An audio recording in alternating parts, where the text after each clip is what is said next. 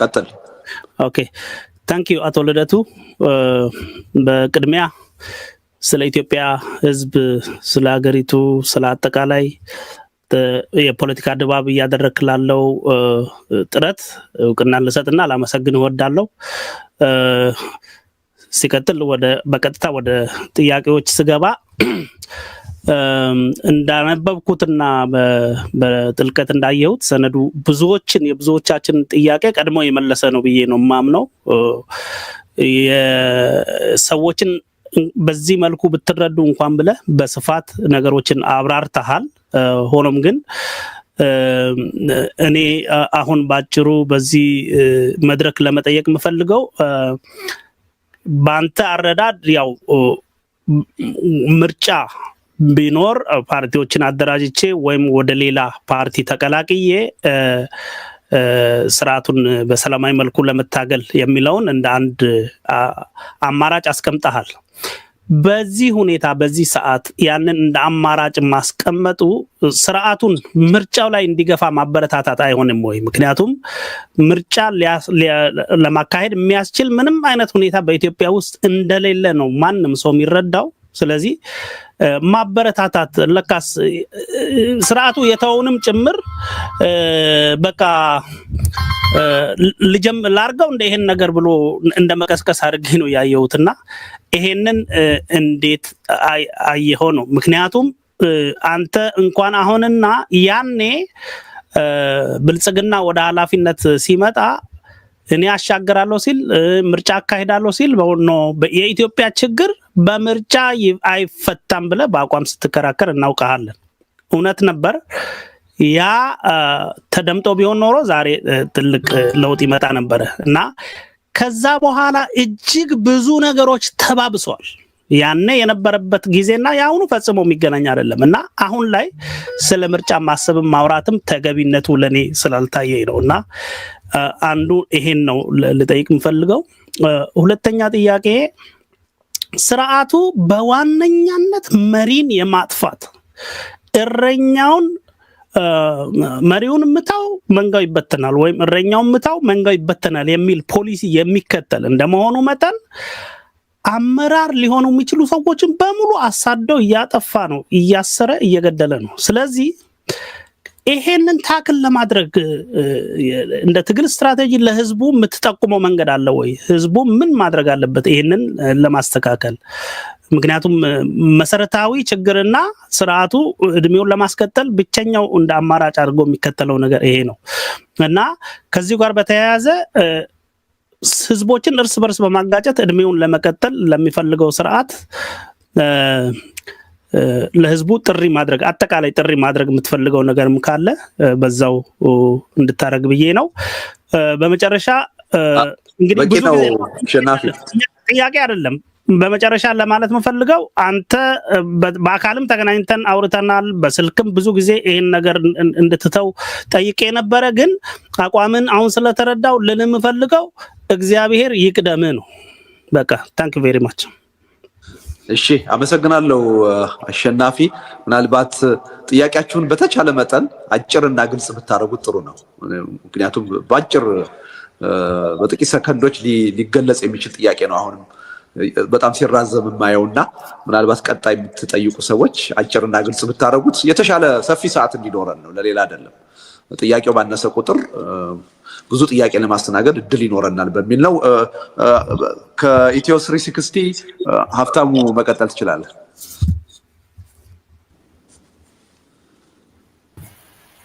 አመሰግናለሁ ልደቱ። ሀሳብህን በነጻነት በመግለጽ ትታወቃለህ። በድፍረት ትክክልም ይሁን ትክክል አይሁን ሰው ይስማማበት አይስማማበት የመሰለን ሀሳብ ነው የምትገልጸው። በዚህ ረገድ አሁንም በመጨረሻው ዙር በገለጽከው ጽሁፍ አቋምህን ግልጽ አድርገህ ነው ያብራራኸው። ከዛም ተገኝተን ጥያቄ እንድናቀርብ ስለፈቀድክ ስለጠራህ እናመሰግናለን። እኛም ሪዮት ሚዲያም ይህን ፋሲሊቴት ስላደረገ አክብሮታል። እንደዚህ ያሉ መድረኮች እንዲፈጠር በማድረግ ደረጃ ፋሲሊቴት ማድረጉም ቀላል ነገር አይደለምና እሱም በዚሁ አጋጣሚ ላመሰግን እወዳለሁ። ቀጥዬ ወደ ጥያቄ ሄዳለሁ። ጥያቄን አይ ቲንክ አንተ ትረዳዋለህ። አድማጮች ግን ኮንፊውዝ እንዳይሆኑ ግልጽ ላድርገው። ሁለት ጥያቄ ነው የማቀርበው። አንደኛው እንግዲህ በጠቅላላው የጽሁፍ ሐሳብ ላይ ወደ አገር ስለመመለስ በውጭ ሆኖ መታገል በዛም ለአእምሮህ ለህሊናህ ምቾት እንዳልሰጠው ትገልጽና ስትሄድ የሚጠብቅህ እስርና ሞት ሊሆን እንደሚችልም እስከ ሞት ሊደርስ የሚችል ህይወት ሊነጥቅ የሚችል ግን እስርም ሊሆን እንደሚችል ገልጸህ ጨካኝና አረመኔ ስርዓት እንዳለም በዚያው ላይ አስረድታል። እዚያው ጽሁፍ ላይ እኔ ለረጅም ጊዜ የኖርኩት ሐሳቤን በነፃነት ስገልጽ ስጽፍ እንደውም ለህዝብ በአሰልቺ ሁኔታ ሐሳብን ስገልጽና ስጽፍን የኖርኩት ነው ያልከው የትግል መስመርህ ያለፉት ጊዜያቶች እነዚህ ናቸው። አሁን የምትሄድበት ሀገር መጻፍም መናገርም የማይፈቅድ የሚጽፍ የሚናገርን የሚገል የሚያስር ስርዓት ነው። ከህዝቡ ዛው ላይ ከህዝቡ ጋር አብሬ ከ130 ሚሊዮን ህዝብ ጋር አብሮ እንደሚሆን መሆንና መሞት የሚልም ስላለው ህዝቡ አብሮት የሚሞት ነው ወይ የሚፈልገው ልደት ነው ወይስ ከዚህ ከሞት የሚገላግለው ጥበበኛ መሪ ነው የሚፈልገው ወይስ አብሮት የሚኖር 130 ሚሊዮን ህዝብ አብሮ ሟች ተቸግሯል ወይ?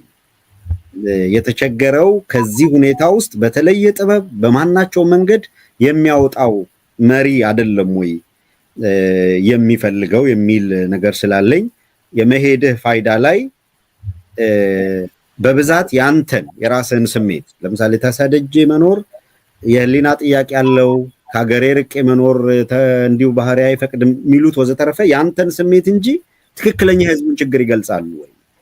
እና የተሰማህ የራስህን ያንተን ስሜት የህሊናም የምናምኑን ጥያቄ ነው እንጂ ሪሊ ቤዚክሊ የህዝቡን ጥያቄ ከሆነ አሁን በኢትዮጵያ ውስጥ እንኳን መታሰር በጅምላ መገደልም የፖለቲካ ቁጣም አይቀሰቅስም። ዓለም አቀፍ ማህበረሰቡም ከዛሬ 3 ዓመት በፊት የነበረው ሁኔታና አሁን በጫና በሌሎችም ረገድ የሚታይ ነው እና ምንድነው ፋይዳው በመሄድህ የሚመጣው የሚለውን እኔ ደጋግሜም አንብቤው ደጋግሜም አዳምጬው ልረዳው አልቻልኩም። ምንም አይነት ግራውንድ በሌለበት በመጻፍና በመናገር የሚታገል ሰው መጻፍና መናገር በሚያስገድልበት ሀገር ሄዶ እስር ቤት ኤንዳፕ ቢያረግ በሞት ኤንዳፕ ቢያረግ ምን ለውጥ አለው? ምናልባት አላሳጠረው እዚቹ ላይ አንድ በጣም ትልቅ አባባል ጠቅሰሃል በጽሁፍ ላይ እየኖሩ መሞት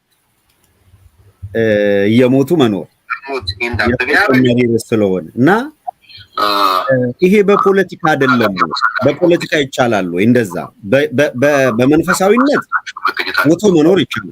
በፖለቲካ ግን ስትሞት ያበቃል። የምትሞትለት ፖለቲካ ዓላማ ወደፊት መኖርህን አያሳይም። በአሸናፊ የሀገሪቷ ታሪክም ሆነ የፖለቲካ ሁኔታ በአሸናፊ የሚበየን ስለሆነ በታሪክ መታወስም እንዳትችል አድርጎ ሊቀጥል ይችላል።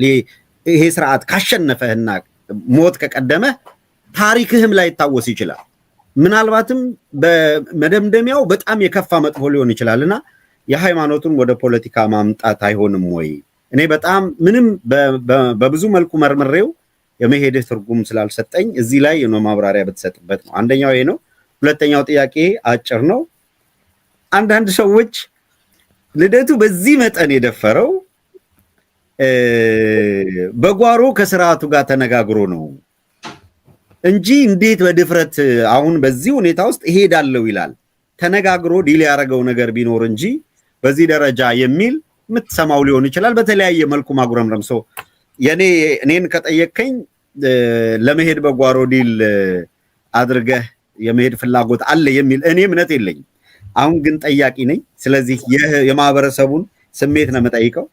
ዲል አድርጎ ካልሆነ በቀር እንዴት ጨክኖ ለመሄድ ወሰነ የሚሉ አሉ። ስገባ መናገር ነበረብኝ። ይቅርታ። ሀብታሙ አያሌው ከኢትዮ 360 ሚዲያ ነው የመጣሁት። አመሰግናለሁ ዘርስትልኝ ስለተሰጠኝ። እሺ አመሰግናለሁ ሀብታሙ። ምናልባት አንዳንድ የሚረብሽ ድምጽ ይሰማልና ባካችሁን ተናጋሪ ያልሆናችሁ ሚውት አድርጉ። አሁን የሆነ ስልክ ገብቶ እየረበሽ ነበርና እንዳይደገም አደራ ለማለት ነው። አሁንም ጥያቄያችሁን ትንሽ ከይቅርታ ጋራ አጠር ብታደርጉ ጥሩ ነው። ሶስተኛ ሰው እድል የሰጠሁት ቴድሮስ ጸጋዬ ከሪዮት እሺ በጣም አመሰግናለሁ። ቴዎድሮስ ጸጋዬ ነኝ ከሪዮት ሚዲያ። ሁላችሁም ስለተገኛችሁም ጥያቄ ለማቅረብ ስለተሰባሰብንም ደስ ይለኛል። ባጭሩ ሁለት ጥያቄዎች ነው ማንሳት የምፈልገው። ልደቱ ሰላማዊ ትግልን በተመለከተ ብዙ ተናግረሃል። የምታምንበት የትግል ስልት እሱ መሆኑንም በብዛት ገልጸሃል። ለዛም ብዙ ቲዮሬቲካል ቤሲስ አቅርበሃል። ግን ብዙ ጊዜ ለማስረዳት ያልቻልከውም ይመስለኝና ዛሬ በተወሰነ አድረስ ብታደርገው የምወደው በኢትዮጵያ ያንን በትክክል መተግበር ይቻላል ወይ የሚለውን ነው። ቲዮሬቲካል ቤሲሱን ሳይሆን በአሁኑ ወቅት በክላስ ተሰባስቦ አንድ ሆኖ መታገል የሚችል ፖለቲካል ኮሚኒቲ በሌለበት፣ በብሔር በተለያየ አንጻር ተከፋፍሎ የገዛ ራሱ ኢንትረስት ላይ የሚዘምት ባለበት፣ ወይም በሌላ አንዳች የህልውና አሰባሳቢ ምክንያት እንኳን ተሰባስቦ አንድ እንቅስቃሴ መፍጠር ባልቻለበት ፖለቲካው እጅግ በተሰባበረና በተሰነጣጠቀ ሀገር መሬት ላይ ሰላማዊ ትግል በኢትዮጵያ እንዴት ይሰራል እያልክ እያሰብክ እንዳለ ያልገባቸው ብዙ ሰዎች አሉ። ስለዚህ ኢትዮጵያ ላይ ቴዎሬቲካል ቤሲሱን አይደለም ኢትዮጵያ ላይ ሰላማዊ ትግል ይሰራል ብለህ የምታምንበትን ቤሲስ ብታስረዳን ደስ ይለኛል። አንድ ጥያቄ እሱ ነው። እና ሰላማዊ ትግልስ ደግሞ የግድ አካላዊ መገኘት ግድ ነው ወይ? የኢራን ምሳሌ ብንመለከት ከውጪ የነበሩ ሰዎች ናቸው አብዮቱን የመሩት።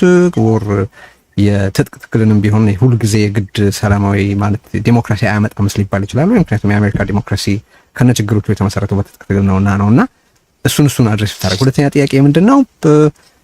ቀደም ሲል ሀብታሙ ካነሳው ነገር ነው የምቀጥለው እንደ ፎሎ አፕ። ሌሎች ደግሞ የሚሉት ምንድነው የዲፕሎማት ከምዕራብ ዲፕሎማቶች ጋር ተነጋግሮ ያገኘው አሹራንስ አለ አገር ቤት ለመሄድ ስለሚጠየቅ ነው ማለት ነው። ስለ መስዋዕትነት ብዙ አውርተሃል። በእስር ቤትም የከፈልከው ዋጋ ያንን በደንብ የሚያሳይ ይመስለኛል። ግን ጥያቄው አለ ያገኘኸው አሹራንስ አለ ወይ ከዲፕሎማቶች አገዛዙ ባንተ ላይ ምንም እንዳያደርግ? አመሰግናለሁ። እሺ ቴዲ አመሰግናለሁ። አራተኛ ጥያቄ በቃሉ ከአዲስ ኒውስ። አመሰግናለሁ። በቃሉ አለምራው ነኝ ከኢትዮ ኒውስ ነው። የመጀመሪያ ጥያቄ ምንድነው? በዚሁ በሰሞኑ መጣጥፍ ገጽ 5 ላይ የወቅቱን ትግል ለአሸናፊነት ይበቃል ወይ በሚል ባጠየቅበት ጽሑፍ ላይ 3 የይሆናል ነገሮች በእኔ እይታ አሁን በያዝነው የተሳሳተ መንገድ ከቀጠልን ሊመጣ ስለሚችለው ውጤት 3 የይሆናል ግምቶችን ማስቀመጥ ይቻላል በሚል አስቀምጠዋል እና የመጀመሪያው አገዛዙ ከምንገምተው በላይ ለብዙ ዓመታት በስልጣን ላይ ይቆያል። ሁለተኛው አገዛዙ በታጣቂ ኃይሎች ተሸንፎ በሌላ አምባገነናዊ አገዛዝ ይቀጥላል ነው የሚለው። ሶስተኛው በማንኛውም ሁኔታ ከፊታችን ባለ ጊዜ ሁኔታዎች ከቁጥጥር ውጭ ሆነው መንግስት የለሽ ሁኔታ በአገሪቱ ይፈጠራል የሚል ሐሳብ አስቀምጠናል። የኔ ጥያቄ ሶስተኛው ነጥብ ላይ ነው። መንግስት አለ ወይ? አሁን ባለው ተጨባጭ ሁኔታ በኢትዮጵያ ውስጥ መንግስት የሚባል ኃይል አለ ወይ? ወይም ደግሞ መንግስት ነው ሊያስብል የሚያስችልን መስፈርቶች የሚያሟላ ነው ወይ የአብይ አህመድ አስተዳደር ነው? ከዛም ባለፈም ደግሞ አሁን ያለውን መንግስት ወይም ያለውን ኃይል መንግስት ነው ብሎ እውቅና እንደመስጠት አይቆጠርብህም ወይ የሚል ነው። ሁለተኛው ጥያቄ ወደ ኢትዮጵያ የምትሄድበት ምክንያት ግልጽ ነው። ስትወጣም ሽሽት አይደለም የሄድኩት ብለህ በግልጽ አስቀምጣል። በተደጋጋሚ ማስረድታል። ለሕክምና እንደሄድክ ይታወቃል። አሁን ባለው ሁኔታ ግን ወደ ኢትዮጵያ ስትገባ አገዛዙ ወይም ደግሞ ብልጽግና የሚባለው የአብይ አህመድ ቡድን ለሰላማዊ ትግል በር አልዘጋሁም አለው ክፍት ነው በማለት እጅግ የጠበበውንና ለፈለጋቸው ወይም ደግሞ ብዙ ችግር ያመጡብኛል ላላላቸው ኃይሎች የሰጣትን ጠባብ በር ተጠቅሞ የዲፕሎማሲና የፖለቲካ ስራ እየሰራ እንደሆነ ይታወቃል። በአንጻሩ ግን በርካታ ሰዎች በሺዎች የሚቆጠሩ ፖለቲከኞች፣ ፓርላማ አባላት ጨምሮ በእስር ቤት ነው ያሉት፣ ውጊያም ላይ ነው ያሉት እና የብልጽግና አገዛዝ ለሰላማዊ የፖለቲካ እንቅስቃሴ በር መግቢያ የሚሆን የሰጠውን ኮንፊርም ማድረግ አይሆንብህም ወይ?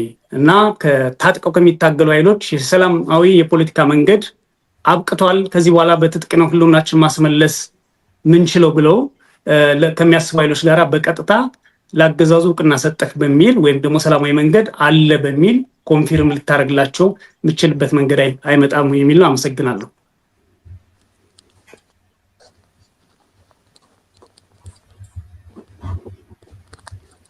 ኦኬ የመጀመሪያውን ዙር ጨረስን መሰለኝና ወደ መልሶቹ ሄዳለሁ። በተቻለ መጠን ተያያዥ ናቸው ብዙዎቹ ጥያቄዎችና ጠቅለል አድርጌ ተያያዥ የሆኑትን ለማየት ሞክራለሁ። ምናልባት ከመጀመሪያው ብጀምር አሸናፊ ከኦርቢት ያቀረብከው ምርጫን ለማካሄድ መንግስት እንዲያስብ ማበረታታት ሳይሆንም ወይ የሚል ጥያቄ ነው ያቀረብከው። እኔ ባለኝ መረዳት መንግስት ምርጫ አላካሄድም አላለም። የሚመጣውንም ምርጫ ማካሄዱ የሚቀር አይመስለኝም። ያካሂዳል። ያ ምርጫ ነፃና ፍትሃዊ ይሆናል ወይ ይሆናል የሚል ግምት የለኝም። ሌላው ትልቁ ጥያቄ ስንቱ የሀገሪቱ አካባቢ ከጦርነት ቀጠና ነፃ ሆኖ ምርጫ ይካሄድበታል የሚለውም በጣም ትልቅ ጥያቄ ነው። መንግስት ግን ባለው ሁኔታ ምርጫ ማካሄዱ የሚቀር አይመስለኝም። ባለችውም ጠባብ ሁኔታ ቢሆን ምርጫ ማካሄዱ የሚቀር አይመስለኝም። ያካሂዳል የሚል እምነት ነው ያለኝ። መንግስትም አላካሄድም የሚል ምልክትም የሰጠ አይመስለኝም፣ ሲናገርም አልሰማሁም። እና የኔ መሄድ መንግስት ምርጫ ለማካሄድ ላለማካሄድ የሚኖረውን ውሳኔ የሚቀይር አይመስለኝም። ከሱ ጋር ምንም ግንኙነት ያለው አይመስለኝም። መንግስት ምርጫ ማካሄዱ የሚቀር አይመስለኝም። ያው እንደተለመደው ተመርጬ በህዝብ ተመርጬ ስልጣን ላይ ያለው መንግስት ነኝ ማለትም ስለሚፈልግ ሌላም አማራጭ ስለማይኖረው ምርጫ ማካሄዱ የሚቀር አይመስለኝም። ጥያቄው ምርጫው የሀገሪቱን ችግር ይፈታል ወይ? በፍጹም አይፈታም። በዛ ደረጃ ያለኝ አመለካከት እስካሁንም አልተቀየረም። የኢትዮጵያን አሁን ወቅታዊ ሁኔታ ኢትዮጵያ ውስጥ የተፈጠረውን የፖለቲካ ቅራኔ በስልጣን ላይ ያለው መንግስት ምርጫ በማካሄድ ይፈታዋል የሚል እምነት የለኝም። ከዚህ ቀደም ሳራምደው የነበረውን አቋም አሁንም ይዤ ነው የቀጠልኩት።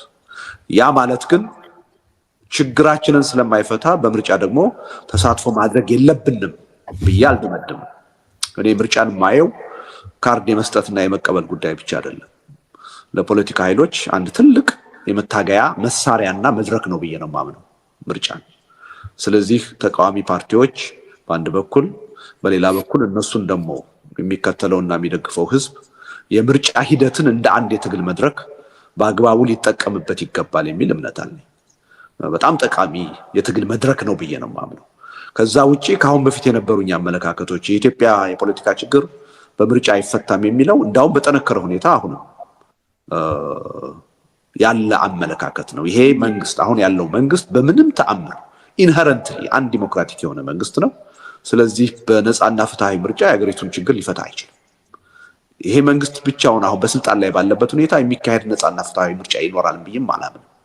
ግን ለይስሙላም ቢሆን በሚካሄዱት ምርጫዎች ገብቶ ተሳትፎ ማድረግ ያን ሂደት በትግል መድረክነት መጠቀም ግን በጣም ምትክ በሌለው ሁኔታ እጅግ አስፈላጊ ነው ብዬ ነው የማምነው። እና ይሄን ግልጽ ቢሆን ጥሩ ይመስለኛል። ሌላው አሁንም አሸናፊ መጀመሪያ ያቀረብከው ሁለተኛው ጥያቄ አገዛዙ መሪን ማጥፋት እንደ አንድ የአፈና ስልት አድርጎ ነው የወሰደው። ይሄን እንዴት ታክል ማድረግ ይገባል የሚል ነገር ነው ያቀረብከው። አዎ ምንም ጥርጥር የለውም። በሰላማዊ ትግል የሚታገሉ ኃይሎችን በማሰር በማሳደድ እንቅስቃሴ እንዳያደርጉ ለማኮላሸት ሲሞክር በተደጋጋሚ አይተናል። እኔም በዚህ አገዛዝ 5 ወር እስር ቤት ገብቼ ማቀቅያለሁ። ሌሎችም በተመሳሳይ ሁኔታ አሁንም ይሄን ግፉን መከራውን ተቋቁመው አገር ቤት እየታገሉ ያሉ የፖለቲካ ሰዎች አሉ። አንዳንዶቹም ደግሞ ጫናውን መቋቋም ተስኗቸው ወደ ውጭ ሀገር ለመሰደድ የተገደዱ አሉ። እስር ቤትም ያሉ አሉ። ስለዚህ የተባለው ነገር እውነት ነው። ይሄ አገዛዝ ተቃዋሚው ጎራ መሪ እንዳይኖረው፣ ህዝቡ አመራር እንዳይኖረው ሌት ተቀን ነው የሚሰራው፣ ተግቶ ነው የሚሰራው። በጣም ብዙ የረቀቁ አማራጮችን ሁሉ ነው የሚጠቀመው። የቻለውን ስልጣን በመስጠት የቻለውን ጥቅም በማካፈል የቻለውን ደግሞ በማስፈራራት ተጽዕኖ በማሳደር በማሰር በመግደል ጭምር ጥረት የሚያደርግ መንግስት ነው። ይሄ እውነታ ነው፣ መሬት ላይ ያለ እውነታ ነው። ነገር ግን ምንድነው ይሄን ታክል ለማድረግ ያለው ነገር ምንድነው የሚለው ምንም ውስብስብና ያን ያህል የረቀቀ መልስ የሚፈልግ አይመስልም።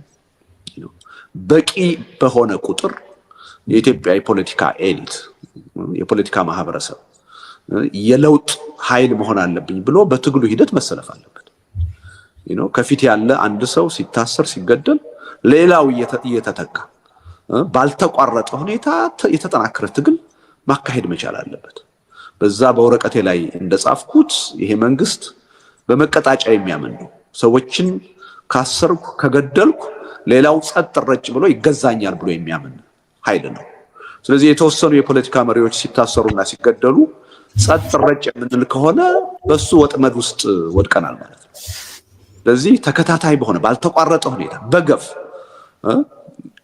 እዚህ ለውጥ ውስጥ እኔ ካልተሳተፍኩ በስተቀር እኔ ዋጋ ካልከፈልኩ በስተቀር ለውጥ አይመጣም የሚል ስሜት ውስጥ ገብተን ትግሉን ተከታታይ በሆነ ሁኔታ ማካሄድ አለብን።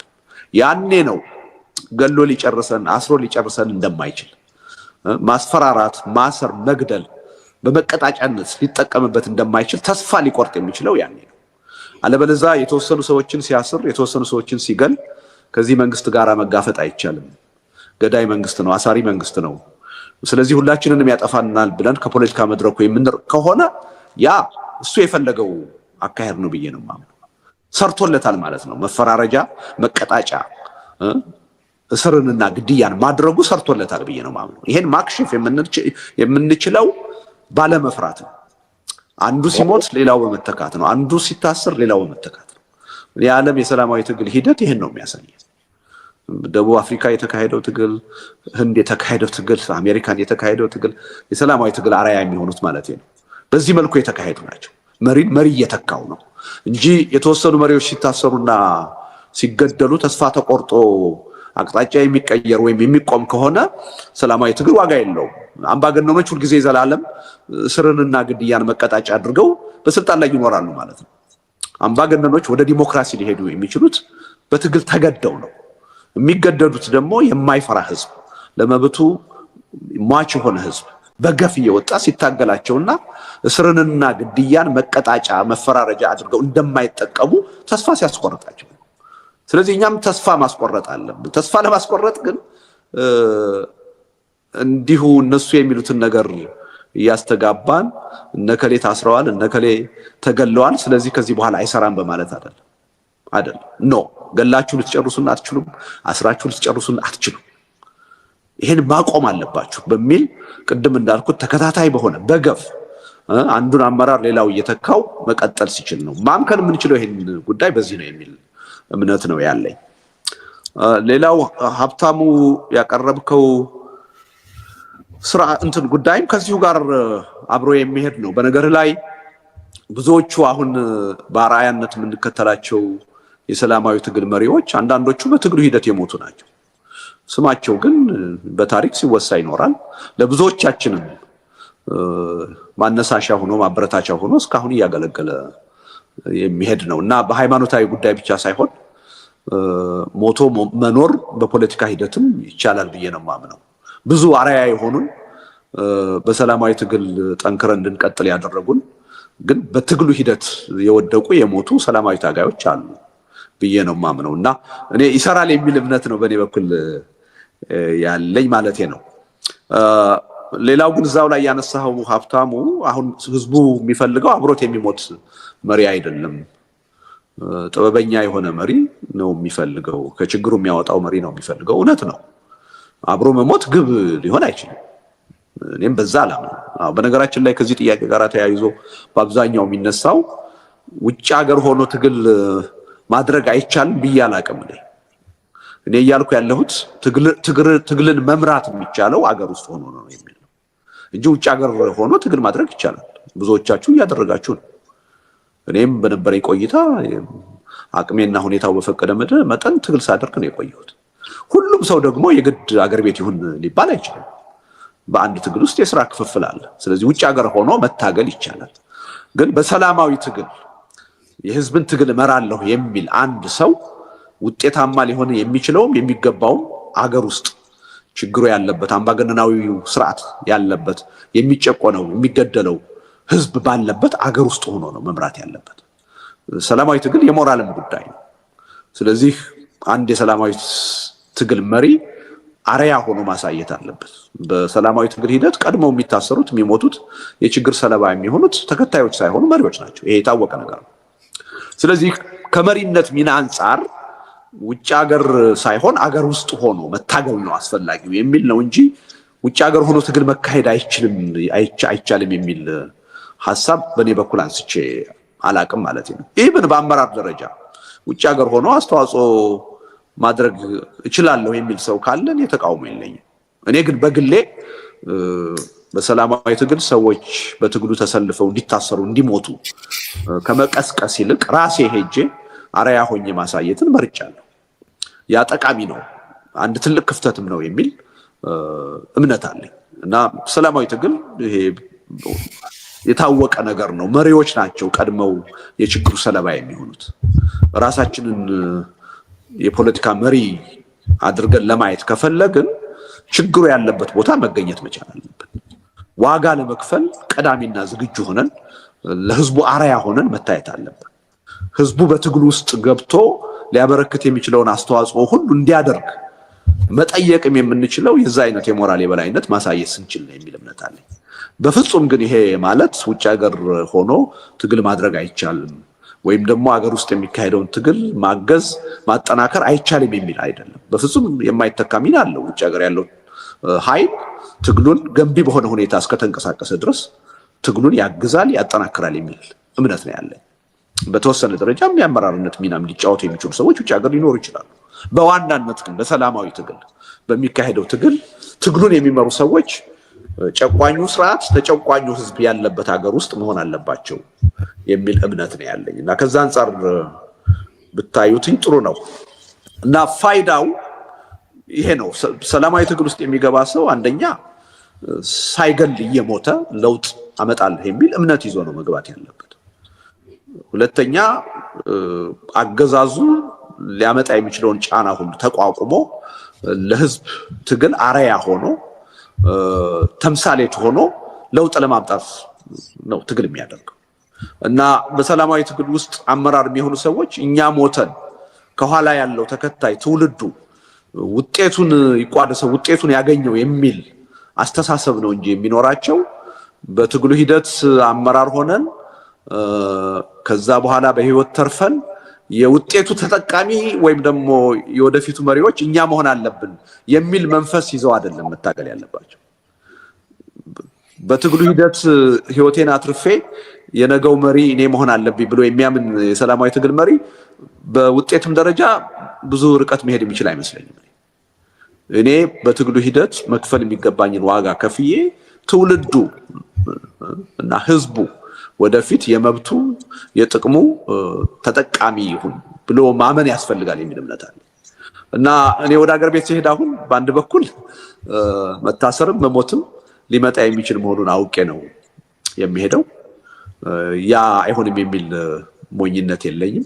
በሌላ በኩል ደግሞ አሁን ባለው ተጨባጭ ሁኔታ ቅድም ከተነሳው ጥያቄ አንፃር እኔ ስለሄድኩ የሰላማዊ ትግሉ ተጧጡፎ ለውጥ ይመጣል የሚል እምነትም ኖሮኝ አይደለም የሚሄደው። ወረቀቴ ላይ በደንብ እንደገለጽኩት አሁን ሰላማዊ ትግል ተቀባይነት ያጣበት ወቅት ላይ ነው ያለነው። ብዙ ሰዎች በጦርነት የሚያምኑበት በብሔርተኝነት የሚያምኑበት የፖለቲካ ሁኔታ ውስጥ ነው ያለነው። በሰላማዊ ትግል ለውጥ አይመጣም ብለው ተስፋ የቆረጡበት ሁኔታ ውስጥ ነው ያለነው እና እኔ አሁን ሀገር ቤት ስለሄድኩ የሆነ ተአምር ይፈጠራል የሚል ጥበቃ የለኝም በፍጹም። እኔ ግን የራሴ ጥያቄ አለኝ። እንደ አንድ በሰላማዊ ትግሉ የመሪነት ሚና መጫወት እንደሚፈልግ ሰው የራሴ የሞራል ጥያቄ አለኝ። ሰላማዊ ትግል ከኢትዮጵያ የፖለቲካ መድረክ የተገፋው ያለ አግባብ ነው የሚል እምነት አለኝ። ስልቱ ውጤታማ መሆን የማይችል ወይም የተሳሳተው ሆኖ ሳይሆን በሰላማዊ ትግል እናምናለን የምንል የፖለቲካ ኃይሎች በአግባቡ ልናካሄደው ስላልቻልን ነው የሚል እምነት ነው ያለኝ። በአግባቡ ካካሄድ ነው ከማንኛውም ስልት በላይ ሰላማዊ ትግል በአጭር ጊዜ በቀላል መስዋዕትነት ዘላቂ ውጤት ሊያመጣ በሚችል አግባብ ጠቃሚ ስልት ነው የሚል አዋጭ ስልት ነው የሚል እምነት ነው ያለኝ። ስለዚህ የራሴን ጥያቄ ለመመለስ ሌሎችም ወደዚህ መድረክ መምጣት ምን ያህል አስፈላጊ እንደሆነ እምነት እንዲኖራቸው ለማበረታታት አይምሯቸውንም ጥያቄ ለማጫር ያህል እንጂ አሁን ባለ የኢትዮጵያ ተጨባጭ ሁኔታ እኔ ውጭ ሀገርም ሆንኩ ሀገር ውስጥም ሆንኩ ስለ ሰላማዊ ትግል ማደርገው ቅስቀሳ ብዙም ተቀባይነት እንደሌለው በተግባር የሚታይ ነገር ነው እና አዲስ የሆነ ተአምር ፈጥራለሁ ብዬ አይደለም የሚሄደው ማለት ነው። ምናልባት ከዚሁ ጋር ተያይዞ ሀፍታሙ ያቀረብከው ጥያቄ ኋላም ቴዲ ያቀረብከው ጥያቄ አለ። አንዳንድ ሰዎች ልደቱ ወደ ሀገር ቤት የሚሄደው ዋስትና ተሰጥቶት ነው በመንግስት የሚሉ አሉ። ከውጭ መንግስታትም ዋስትና ተሰጥቶት ነው የሚሉ አሉ። ወይም ደግሞ በጀርባ ተደራድሮ ነው የሚሉ አሉ። እውነት ለመናገር የኢትዮጵያ መንግስት ልብ ገዝቶ ከኔ አይነት የፖለቲካ ሰው ጋራ ችግሬን በድርድር በውይይት መፍታት እችላለሁ ብሎ ቀርቦ ቢሆን ኖሮ ደስታውን አልችለው፣ አነጋግሮ ቢሆን ኖሮ ደስታውን አልችለውም። ግን የዛ አይነት ተፈጥሮ ያለው መንግስት አይደለም። ስለዚህ ከዚህ ጉዞ የጋራ በተያያዘ ከመንግስት ጋር ወይም ከመንግስት ባለስልጣናት ጋራ በፍጹም ያደረኩት ግንኙነትም የተነጋገርኩትም ነገር የለም። በፍጹም ከውጪ አካባቢ ያሉ የዲፕሎማሲ ኮሚኒቲ ጋራ የራሴ ግንኙነት አለኝ። ነገር ግን ዋስትና ለመስጠት የሚያስችል ሁኔታ አለ ብዬ አላምንም። ማንም ኢትዮጵያ ውስጥ ትግል ለሚያደርግ ሰው ዋስትና ይሰጣል ብዬ አላምንም። በተለይ የውጭ መንግስታት ሊያደርጉ አይችሉም። እኔ ወደ ሀገር ቤት ሲሄድ የውጭ የሰብአዊ መብት ድርጅቶች፣ አንዳንድ የውጭ መንግስታት ከሰብአዊ መብት ጥበቃ አንጻር ከፖለቲካ ነፃነት አንጻር ያለሁበትን ሁኔታ ሊከታተሉ ይችላሉ። በምንም ተአምር ግን እኔ እዛ ሀገር ሄጄ እንዳልታሰር እንዳልሞት ዋስትና ለመስጠት የሚችሉበት እድል አለ ብዬ እኔም አላምንም፣ እኔም አልጠብቅም። በዚህ ደረጃ ለኔ ዋስትና ለመስጠትም የሞከረ የውጭ ኃይልም የለም እና በዚህ ደረጃ ግልጽ መሆን ያለበት ጉዳይ አለ። ግን እውነቱን ለመናገር አንዳንድ ሰዎች እንዲህ አይነት ነገር የሚያነሱት በእርግጥም እንደዛ አይነት ሁኔታ ይኖራል ብለው አምነው አይመስለኝም። በየዋህነት እንደዛ የሚያነሱ ሊኖሩ ይችላሉ። አንዳንዶቹ ግን ሆን ብለው ነው። አሁን ይሄ ሁልጊዜ አሉባልታ ማውራት የሚፈልጉ አንዳንድ ሰዎች ወይም የፖለቲካ ኃይሎች ለሁለቱም ነገር ተዘጋጅተዋል። ልደቱ አገር ቤት ሄዶ ከታሰረ ይሄው ስንነግረው አልሰማ ብሎ ነው ሰላማዊ ትግል አይሰራም አያዋጣም እያልነው በጀብደኝነት ገብቶ ይሄው ታሰረ አላልናችሁም ወይ ለማለት ተዘጋጅተዋል። ሳልታሰር ከቀረሁና ደግሞ አትሊስት በአንጻራዊነት ነፃነት ኖሮኝ መንቀሳቀስ ከቻልኩ ደግሞ አላልናችሁም ወይ አይታሰርም አይገደልም እኮ ብለናችኋል፣ ተደራድሮ ነው በጀርባ ብለናል እኮ ለማለትም ተዘጋጅተዋል። ስለዚህ ለሁለቱም ተዘጋጅተዋል ማለት ነው እና ያን አሉባልታ ማስቀረት የምንችል አይመስለኝም። እኔ ለሱ ትኩረት መስጠት ያለብን እኔ የምሰራው አሁን ሰዎች ምን ይላሉ ብዬ በእኔ ላይ ምን ይወራል ሰዎች ምን ግምት ይወስዳሉ ብዬ አይደለም አቋም የምወስደው። ለፖለቲካ ትግሉ የሚጠቅመው ምንድነው የማምንበት ምንድነው ከሚለው ጋር ነው እንጂ ማየው አሉባልታን ካየን የትም ፈቀቅ ማለት የሚቻል አይመስለኝም እና በእኔ በኩል ምንም ከመንግስትም ጋር ከውጭም መንግስታት ጋር ባለኝ ግንኙነት ምንም የተሰጠኝ ዋስትና የለም። በተለይ ከመንግስት ጋር ደግሞ ምንም በዚህ ጉዳይ ላይ የተነጋገርኩት አካልም የለም፣ ያነጋገረኝም አካል የለም እስካሁን። ስለዚህ እኔ ወደ ሀገር ቤት የሚሄደው ምንም ወንጀል አልሰራሁም። እስካሁን በፍርድ ቤት የተያዘ ክስ የለብኝም። በነገራችን ላይ አንዳንድ ሚዲያዎች በሽብርተኝነት እንደተከሰስኩ አድርገው ሲያቀርቡ ሰምቻለሁ። ሐሰት ነው። በሚዲያ ነው እንደምፈለግ በሽብርተኝነት የተነገረው እንጂ እስካሁን ድረስ ፍርድ ቤት የቀረበብኝ ክስ የለም። እስካሁን ድረስ በፍርድ ቤት የተያዘ ጉዳይ የለኝም። ስለዚህ እኔ ንጹህ ሰው ነኝ ብዬ ነው ማምነው። ሰላማዊና ህጋዊ ትግል ነው ማደርገው። አገር ቤት ሲሄድ መታሰር የለብኝም ብዬ ነው ማምነው። በአንድ በኩል ይሄን እጠብቃለሁ፣ በሌላ በኩል ደግሞ ከስርዓቱ ባህሪ አንፃር ሰላማዊ የሆነን ህጋዊ የሆነንም ሰው ለማሰር ወደኋላ የማይል ስለሆነ ሊያስረኝም ደግሞ ይችላል ብዬ ለዛም ተዘጋጅቼ ነው የምሄደው።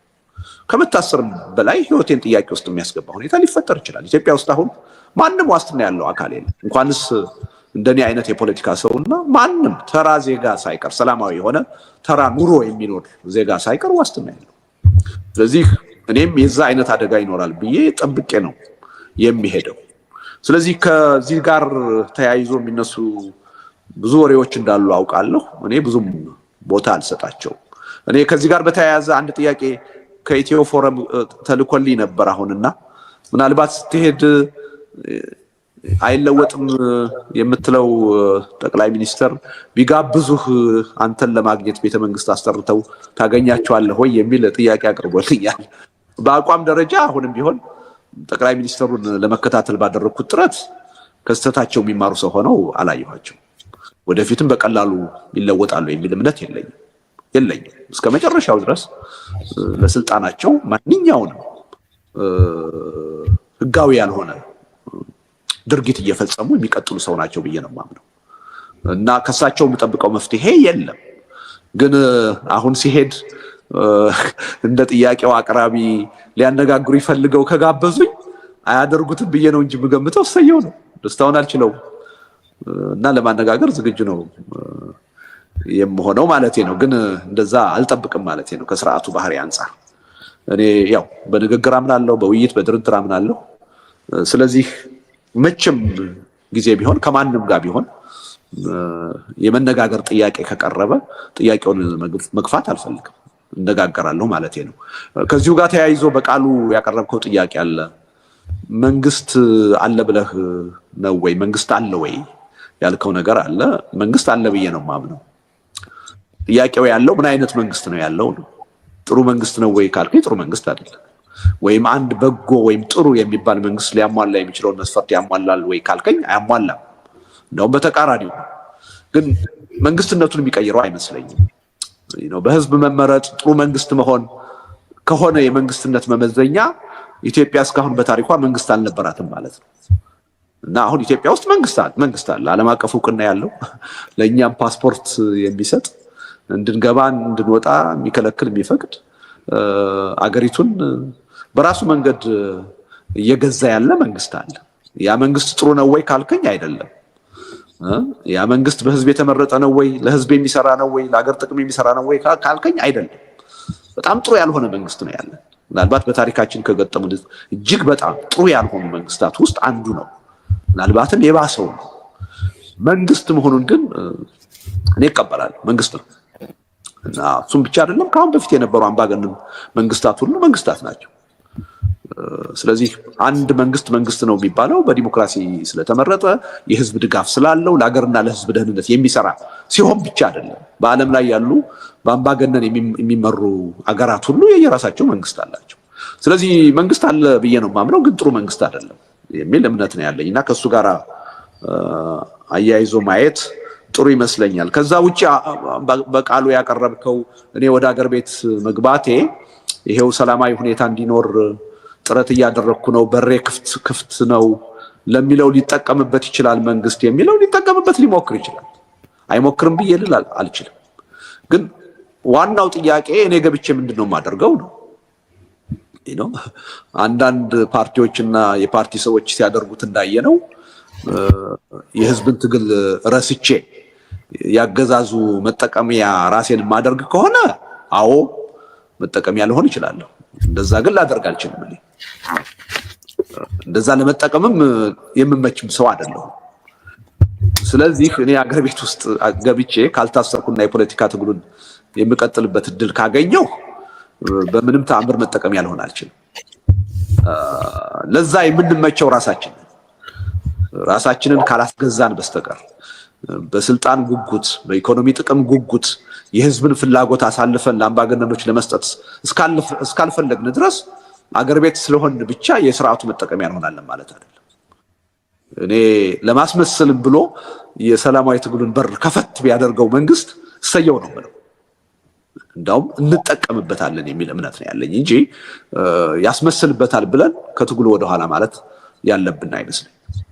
እና ያ በራሳችን የሚወሰን ነው የሚሆነው። እኛ እስካልፈለግን ድረስ እኛ ለዓላማችን ለህዝባችን ጥቅም ታማኝ እስከሆነ ድረስ በፍጹም መንግስት ሊጠቀምብን አይችልም። እኛ ለራሳችን ታማኝ ካልሆን በህዝብ ትግል ስም ለኢኮኖሚ ጥቅም ለስልጣን ብለን የምንሰራ ከሆነ ግን ምንም ጥርጥር የለውም መንግስት አሁን እየተጠቀመባቸው እንዳሉ አንዳንድ ድርጅቶችና ግለሰቦች በእኔም ላይ ለመጠቀም ሊሞክር ይችላል። በነገራችን ላይ መንግስት ይሞክራል ብዬ አላምንም። እኔን በሚመለከት ከዚህ ቀደም ሞክሮ እንደማይሳካ ያየው ይመስለኛል። እኔ እዚህ ቀደም በተደጋጋሚ ገልጫለሁ። የብልጽግና አባልም እንደሆን ተጠይቄ ነበር። ፍላጎቴ ስላልሆነ ነው እና በእኔ ይጠቀማል የሚል እምነት የለኝም። የመንግስት ባህሪ አይፈቅድም።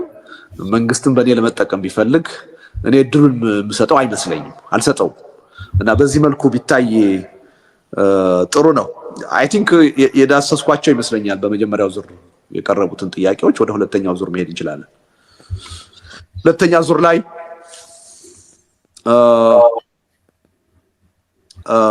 ሞገስ የሐሳብ ገበታ ምናላቸው ከጊዮን ሀብታሙ ከኩሽ እና ጴጥሮስ ከኢኤምኤስ አሁን በጠራሁት ቅደም ተከተል መቀጠል ትችላላችሁ እና በተቻለ መጠን ግልጽና አጭር ብታደርጉት ጥያቄውን ጥሩ ነው። እሺ እኔ ልቀጥል። እሺ ድምጽ የሚሰማ ከሆነ በቀጥታ ወደ ጥያቄ ነው የምገባው። አንድ ጥያቄ እንዳጋጣሚ ሌሎቹ ሀብታሙ አያሌውና ሌላው ስለጠየቁ አልደግመውም። ስለዚህ በሌላ ጥያቄ ተከዋለሁ የተከታተልኩ ስለነበረ። እንግዲህ በቅድሚያ ከዚህ በፊትም ለመግለጽ እንደሞከርኩት አሁንም የምናገረው ነገር ቢኖር ለምን ወደ ሀገር ቤት ትሄዳለህ፣ ምን ታደርጋለህና ወዘተ ጥያቄዎችን አልጠይቅም። የማልጠይቅበትም ምክንያት በሐሳቡ ካመናችሁበት እንርዳው ከቻለን ደግሞ እንረዳው ብዬ ከዚህ በፊትም ስላለፍኩ ያንኑ ቃል ነው መድገም የምፈልገው። የመጀመሪያ ጥያቄ ልደቱ ሞገስ ከሐሳብ ገበታ ነኝ። በነገራችን ላይ እኔም ረስቼዋለሁ። በካማቴ ካውራ ጽሁፍ ላይ የሚከተለውን ተናግረሃል። ቢያንስ አዲስ አበባን ብንቆጣጠር አገዛዙ ከአንድ የምርጫ እድሜ ዘመን በላይ እንዳይቆይ ማድረግ እንችላለን ይላል የሚል ጽሁፍ አስፍረሃል፣ መከራከሪያ አስፍረሃል ከጽሁፉም የዘለለ እና በእኔ እምነት ደግሞ 1997 2017 1997 አይደለም፣ የ20 ዓመት ልዩነት አለው። የ20 ዓመት ልዩነት መኖሩ ብቻ ሳይሆን በአመት በዚህ መሃል በርካታ ነገሮች ተፈጥረዋል።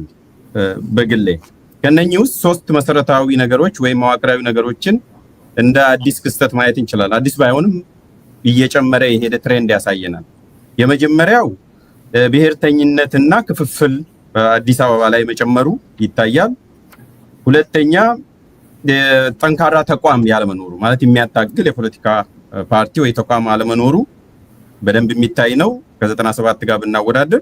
ሶስተኛው ፖለቲካል ሲኒሲዝም የምንለው ወይም ተስፋ መቁረጥ፣ ማህበረሰቡ በቃ ሲኒከል ሆኖ ለውጥ አይመጣም፣ ከዚህ የዘለለ ሌሎች ነገሮችም ልናይ አንችልም የሚል እሳቤ አለ በየቦታው። ቢያንስ ማህበራዊ ሚዲያ ላይ ያለውን ነገር መከታተል ስለምችል ይሄንን ከያዝን ወረቀቱ ላይ ያስቀመጥከው ነገር ምን ጠብቀ ነው ይሄ ሁሉ ባለበት እንዴት ነው አዲስ አበባን ልንቆጣጠር እንችላለን ብለህ ያንን ማስፈር በአንድ በኩል፣ በሌላ መልኩ ደግሞ ቅድም ራሱ መልስ ስትሰጥ ከፍተኛ ለውጥ ይመጣል ብዬ እኔም አላስብም ብዙ ችግሮች አሉ ብለህ ስትመልስ ነበርና እነኚህ ሁለቱ ነገሮች አብረው እንዴት ይሄዳሉ ነው።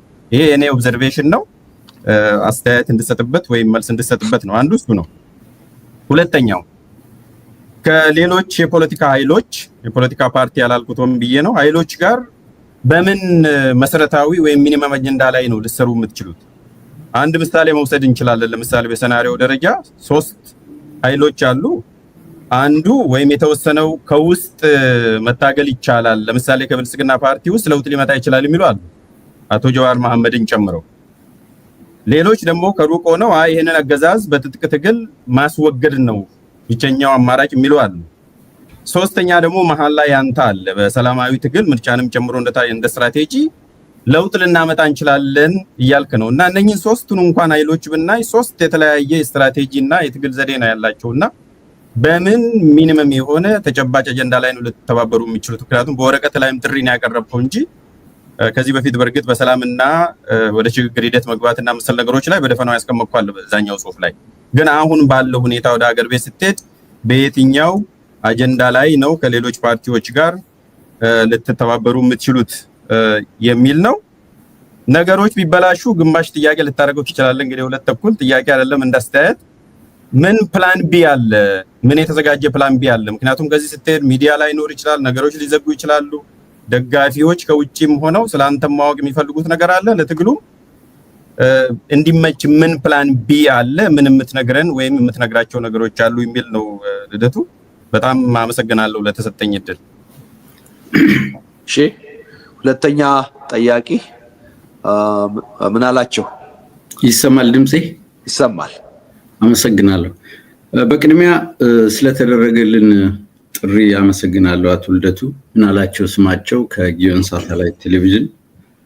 ከዛ በመቀጠል የተለያየ አሰራርና አመለካከት ያለንን ምናልባትም ፖላራይዝድ የሆነ አመለካከት ያለን ሚዲያዎችን በዚህ መልኩ ፊት ለፊት እንድንገናኝ እንድንተያይ ስላደረግ ዲሞክራሲያዊ ባህል እንዲጎለብት እንዲዳብር የሚያደርግ ስለሆነ ምናልባትም በፕሬስ ኮንፈረንስ በዚህ በዲያስፖራ ታሪክ የመጀመሪያ ይመስለኛል። የተለየ ምስጋና ይገባል ብዬ አስባለሁ። ይህን ካልኩ በኋላ ወደ ሁለቱ ጥያቄዎች ሳመራ በዚሁ ጽሁፍ ላይ በባዶ የቃላት ጋጋታ አበለጽጋቸዋለሁ የሚለን አገዛዝም ሆነ ተዋግተን ነፃ እናወጣቸዋለን የሚሉን አማጽያን በየፊናቸው እየገፉ ያሉት ውድቀታችንን የበለጠ አይቀሬ ወደሚያደርግ አደገኛ አቅጣጫ እንጂ ወደ ዘላቂ መፍትሄ አይደለም ብለሃል። ይህን ካልክ በኋላም ሁሉንም አገዛዙንም የትጥቅ ትግል የሚያካሂዱትንም ተቃዋሚዎችንም ህዝብንም እንደ ህዝብ ትወቅሳለህ። ብቻህን ያለህ ነው የሚመስለው። ይህን ካልክ በኋላ ይህንን አንተ የምታምንበትን የሰላማዊ ትግል መፍትሄ ለማምጣት ከታጣቂ ኃይሎች ከፋኖ፣ ከህወሓት፣ ከኦነግ ከመሳሰሉት እንዲሁም ከብልጽግና ፓርቲ እንደ ፓርቲ ይህንን ሽግግር የምትለውን ወይም ሰላማዊ መንገድ ለማምጣት ግንኙነት አለ ሆይ? ፖለቲካዊ ውይይት ታደርጋለህ ሆይ? ቀጥተኛ የሆነ ግንኙነት አለ ሆይ? የምክክር ኮሚሽን የሚባልም ነገር አለ። ከዚህ ቡድን ጋርስ ግንኙነት ፈጥረህ ታውቃለህ ሆይ? ይሄ መጀመሪያው ጥያቄ ነው። ሁለተኛው ያው ውሳኔን አከብራለሁ፣ ነገር ግን ወደ ኢትዮጵያ በምትሄድበት ጊዜ አንተ የጠበቀው የሰጋው መታሰርና መሞት መሆኑ ቀርቶ እዛ ያለው አገዛዝ ሁሌም እንደሚያደርገው ያው ድራማቲክ እንደሆነ ይታወቃል። የሰላም ሚኒስትሩን፣ የባህልና ስፖርት ቱሪዝም ሚኒስትሮችን ወይም ሌሎችን አሰባስበው በእቅፍ አበባ ቦሌ ቢቀበልህ ያንተ ሪአክሽን ምን ይሆናል? ይሄን ስል ቀደም ሲልም የተነሳ ጥያቄ አለ። ጠቅላይ ሚኒስትሩ ቢጋብዙህ ቤተ መንግስት ትገኛለህ ወይ ተብሏል። እገኛለሁ ብለሃል። ጠቅላይ ሚኒስትሩን ግብዣ መቀበል፣ የአብይ አህመድን ግብዣ መቀበል በአሁኑ ጊዜ ህዝብን እየጨፈጨፈ ያለ፣ የኢትዮጵያን ህዝብ እየገደለ ያለ ፍጹም አምባገነን የምትለውን መሪ እውቅና መስጠት ወይም ደግሞ ይህንን ድርጊት የሚፈጽመውን ሰው ሄዶ መጨበጥ እውቅና መስጠት አይሆንም ወይ የሚል ነው። እጅግ አመሰግናለሁ አቶ ልደቱ። እሺ አመሰግናለሁ። ምን አላቸው? ሶስተኛ ሀብታሙ ከኩሽ ሚዲያ ቅርታ የለም ስክሪን ላይ ስለሌለ ነው ልደቱ። ጴጥሮስ ቀጥል። አራተኛ ላይ ያስኩት ጴጥሮስ ከኤኤምኤስ። እሺ አመሰግናለሁ። ድምጼ እንደሚሰማ ተስፋ አደርጋለሁ። ጴጥሮስ መስፍን ከኢትዮጵያ ሚዲያ ሰርቪስ ዋሽንግተን ዲሲ ነው። በመጀመሪያ ያው ቀድሞ ሌሎች የሙያ አጋሮቼ እንዳነሱት እንዲያለ መድረክ በመዘጋጀቱ ምስጋና ላቅርብ። ጽሁፍን በሚመለከት እንግዲህ በንባብም አቅርቤዋለሁ። መጀመሪያ በጣም ከመጠን ያለፈ የተጋነነ ኦፕቲሚዝም ወይም ተስፈኝነት ያለው መስሎኝ ነበር። ቅድም ደግሞ ስትናገር እኔ በመሄዴ የተለየ የሰላም ትግሉ ልዩ ለውጥ ያመጣል ብዬም አልጠብቅም ብለህ ደግሞ ሌላ መልክ ሰጥተከዋል። ኤኒዌይስ የህሊናን ጥያቄ ለመመለስ የምታደርገው ጥረት እንደሆነ ብረዳም ራስን ለማንም ፕሩፍ ማድረግ አለብህ ብዬ አልጠብቅም። በግሌ ግን ያው ውሳኔን በማክበር ነው የምቀጥለው። ሁለቱ የቀድሞ ጥያቄዎቼ በበቃሉና በቴዲ ሪዮት ስለተጠየቁ እነሱን አልፋቸዋለሁ። ወደ ሶስተኛ እና አራተኛ ጥያቄ ብዬ እድል ካገኘው ወደ ያስኳቸው ሊድ። ኢትዮጵያ ውስጥ አሁን ሁላችንም እንደምናየው ብሔር ተኮርና የዘውግ ፖለቲካ ነው እየተቀነቀነ ያለው፣ ወይም የዘር የጎሳ ብሔርተኝነት በጠነከረበት ኢትዮጵያዊ ብሔረተኝነት ደግሞ በተራከመበት ወቅት ላይ ልደቱ ወደ ኢትዮጵያ ሄዶ ሰላማዊ ትግል አካሄዳለሁ እያለ ነው። እንግዲህ ከነኚህ የተረፈው ማን ነው? ያንተ የልደቱ ኢትዮጵያ ሄዶ ለሚያካሂደው ሰላማዊ ትግል ፖለቲካል ኮንስቲትዩንትህ ማን ነው? ማንን ይዞ ነው የሚታገለው የሚል ጥያቄ ነው። ቅድም ካነሳው ነገር ውስጥ አንዱ አስራችሁና ገላችሁ አትጨርሱንም የሚል መልእክት ማስተላለፍ ይኖርብናል የሚል አንስታልና አንተ ሄደ ብትታሰርና ብትሞት ካንተ ጋር ተራይዞ የሚሰለፈው ማን ነው? ወይም ደግሞ አብሮ ለመሞትና ለመታሰር እንግዲህ አስራችሁና ገላችሁ አትጨርሱንም የሚል መልእክት ስታስተላልፍ አብሮ የሚታሰርና የሚሞት የተዘጋጀ ሮው ላይ ሊኖር ይገባልና እንደዛ የምትጠብቀው ቡድን ወይም ስብስብ አለ ወይ? ወይም ደግሞ የምትጠብቃቸው አካሎች አሉ ወይ? በአጠቃላይ ግን ጠቅላላ ሳደርገው ጥያቄው ልደቱ ሄዶ ኢትዮጵያ ሲታገል ማንን ይዞ ነው የሚታገለው የሚል ጥያቄ ነው ያለኝ። አንደኛው። ሁለተኛው እንግዲህ የሰላማዊ ትግልን ከመረጥክና መታሰርም መሞትም ወይም ደግሞ ተወሰነ ውጤት ማምጣትም ሊቻል የሚችልበት ያው የቢሆነኝ ብዙ መንገዶች እንዳሉት አንስታል። ልደቱ የመረጠው መንገድ እንደ ጋንዲ ህዝቡ እስኪነቃና ጭቆናን እምቢ ማለት እስኪችል ድረስ ለመምራት ነው ወይስ ደግሞ የመሐመድ ቦአዚዝን አይነት ሚና ለመውሰድና ቁጣ ለመቀስቀስ ህዝብን የማነሳሳት ተስፋ ሰንቆ ነው የሚል ነው ልደቱ። በኋላ ላይ እድል ካገኘው እንግዲህ ካውንተር የሚደረጉ ሀሳቦች ነበሩ። ወደኋላ እድል ከተገኘ እመለሳለሁ። እሺ፣ ምናልባት ሀፍታሙ አልገባ ከሆነ ከሶስተኛ ዙር ከያዝናቸው ሰዎች አንድ ሰው ማምጣትና እድል መስጠት እንችላለን። የአራት ሰው ጥያቄ እንዲሆን ሜቢ ከአዲስ ኮምፓስ ኤርሚያስ ካለህ ወደፊት መምጣት ትችላለህ። ዜና እሱ ልታደርጊ ትችላለሽ። ኤርሚያስ ይሰማሃል? ኤርሚያስ ገብቷል። ኤርሚያስ ሶስተኛው ዙር ላይ ነበር የያዝነው። አንድ ሰው በአጋጣሚ ስለወጣ አንተ ልትቀጥል ትችላለህ። ችግር የለውም። በጣም አመሰግናለሁ ስለጋበዝከኝ ልደቱ። ሁሉንም ነው የማመሰግነው። ሁለት አጫጭር ጥያቄዎች ነው ያስኩት። አንደኛው ያው መጣጥፍ ላይም ከዚህ በፊትም አንስቼዋለሁ፣ ግን ጠንከር ብሎ እንዲነሳል ስለፈለኩ ነው እና ይሄ ጠንካራ ሀገራዊ ማንነት እንደ ስጋት ነው የምታየው አቶ ልደቱ? ይሄን ጠንካራ ሀገራዊ ማንነት ይሄ ወይም ስትሮንግ ናሽናል አይደንቲቲ የሚባለውን ነገር እንደ ስጋት ነው ወይ የምታየው? ጽሁፎች ላይ አይነው ይሄ ሀገራዊ ብሔርተኝነት ምናምን የሚለውን ስለምታነሳ ለአንተ ምንድን ነው ጠንካራ ሀገራዊ ማንነት የሚለውን በደንብ ማንሳት ፈልጋለሁ። ቢኮዝ ሀገራዊ ማንነትና ሀገራዊ ብሔርተኝነትን ለይተህ ነው ወይ የምታየው የሚለውን ነገር እንድታነሳልኝ ስለፈለኩ ነው። ሁለተኛ የህይወትህ ስጋት ጋር በተያያዘ ነው።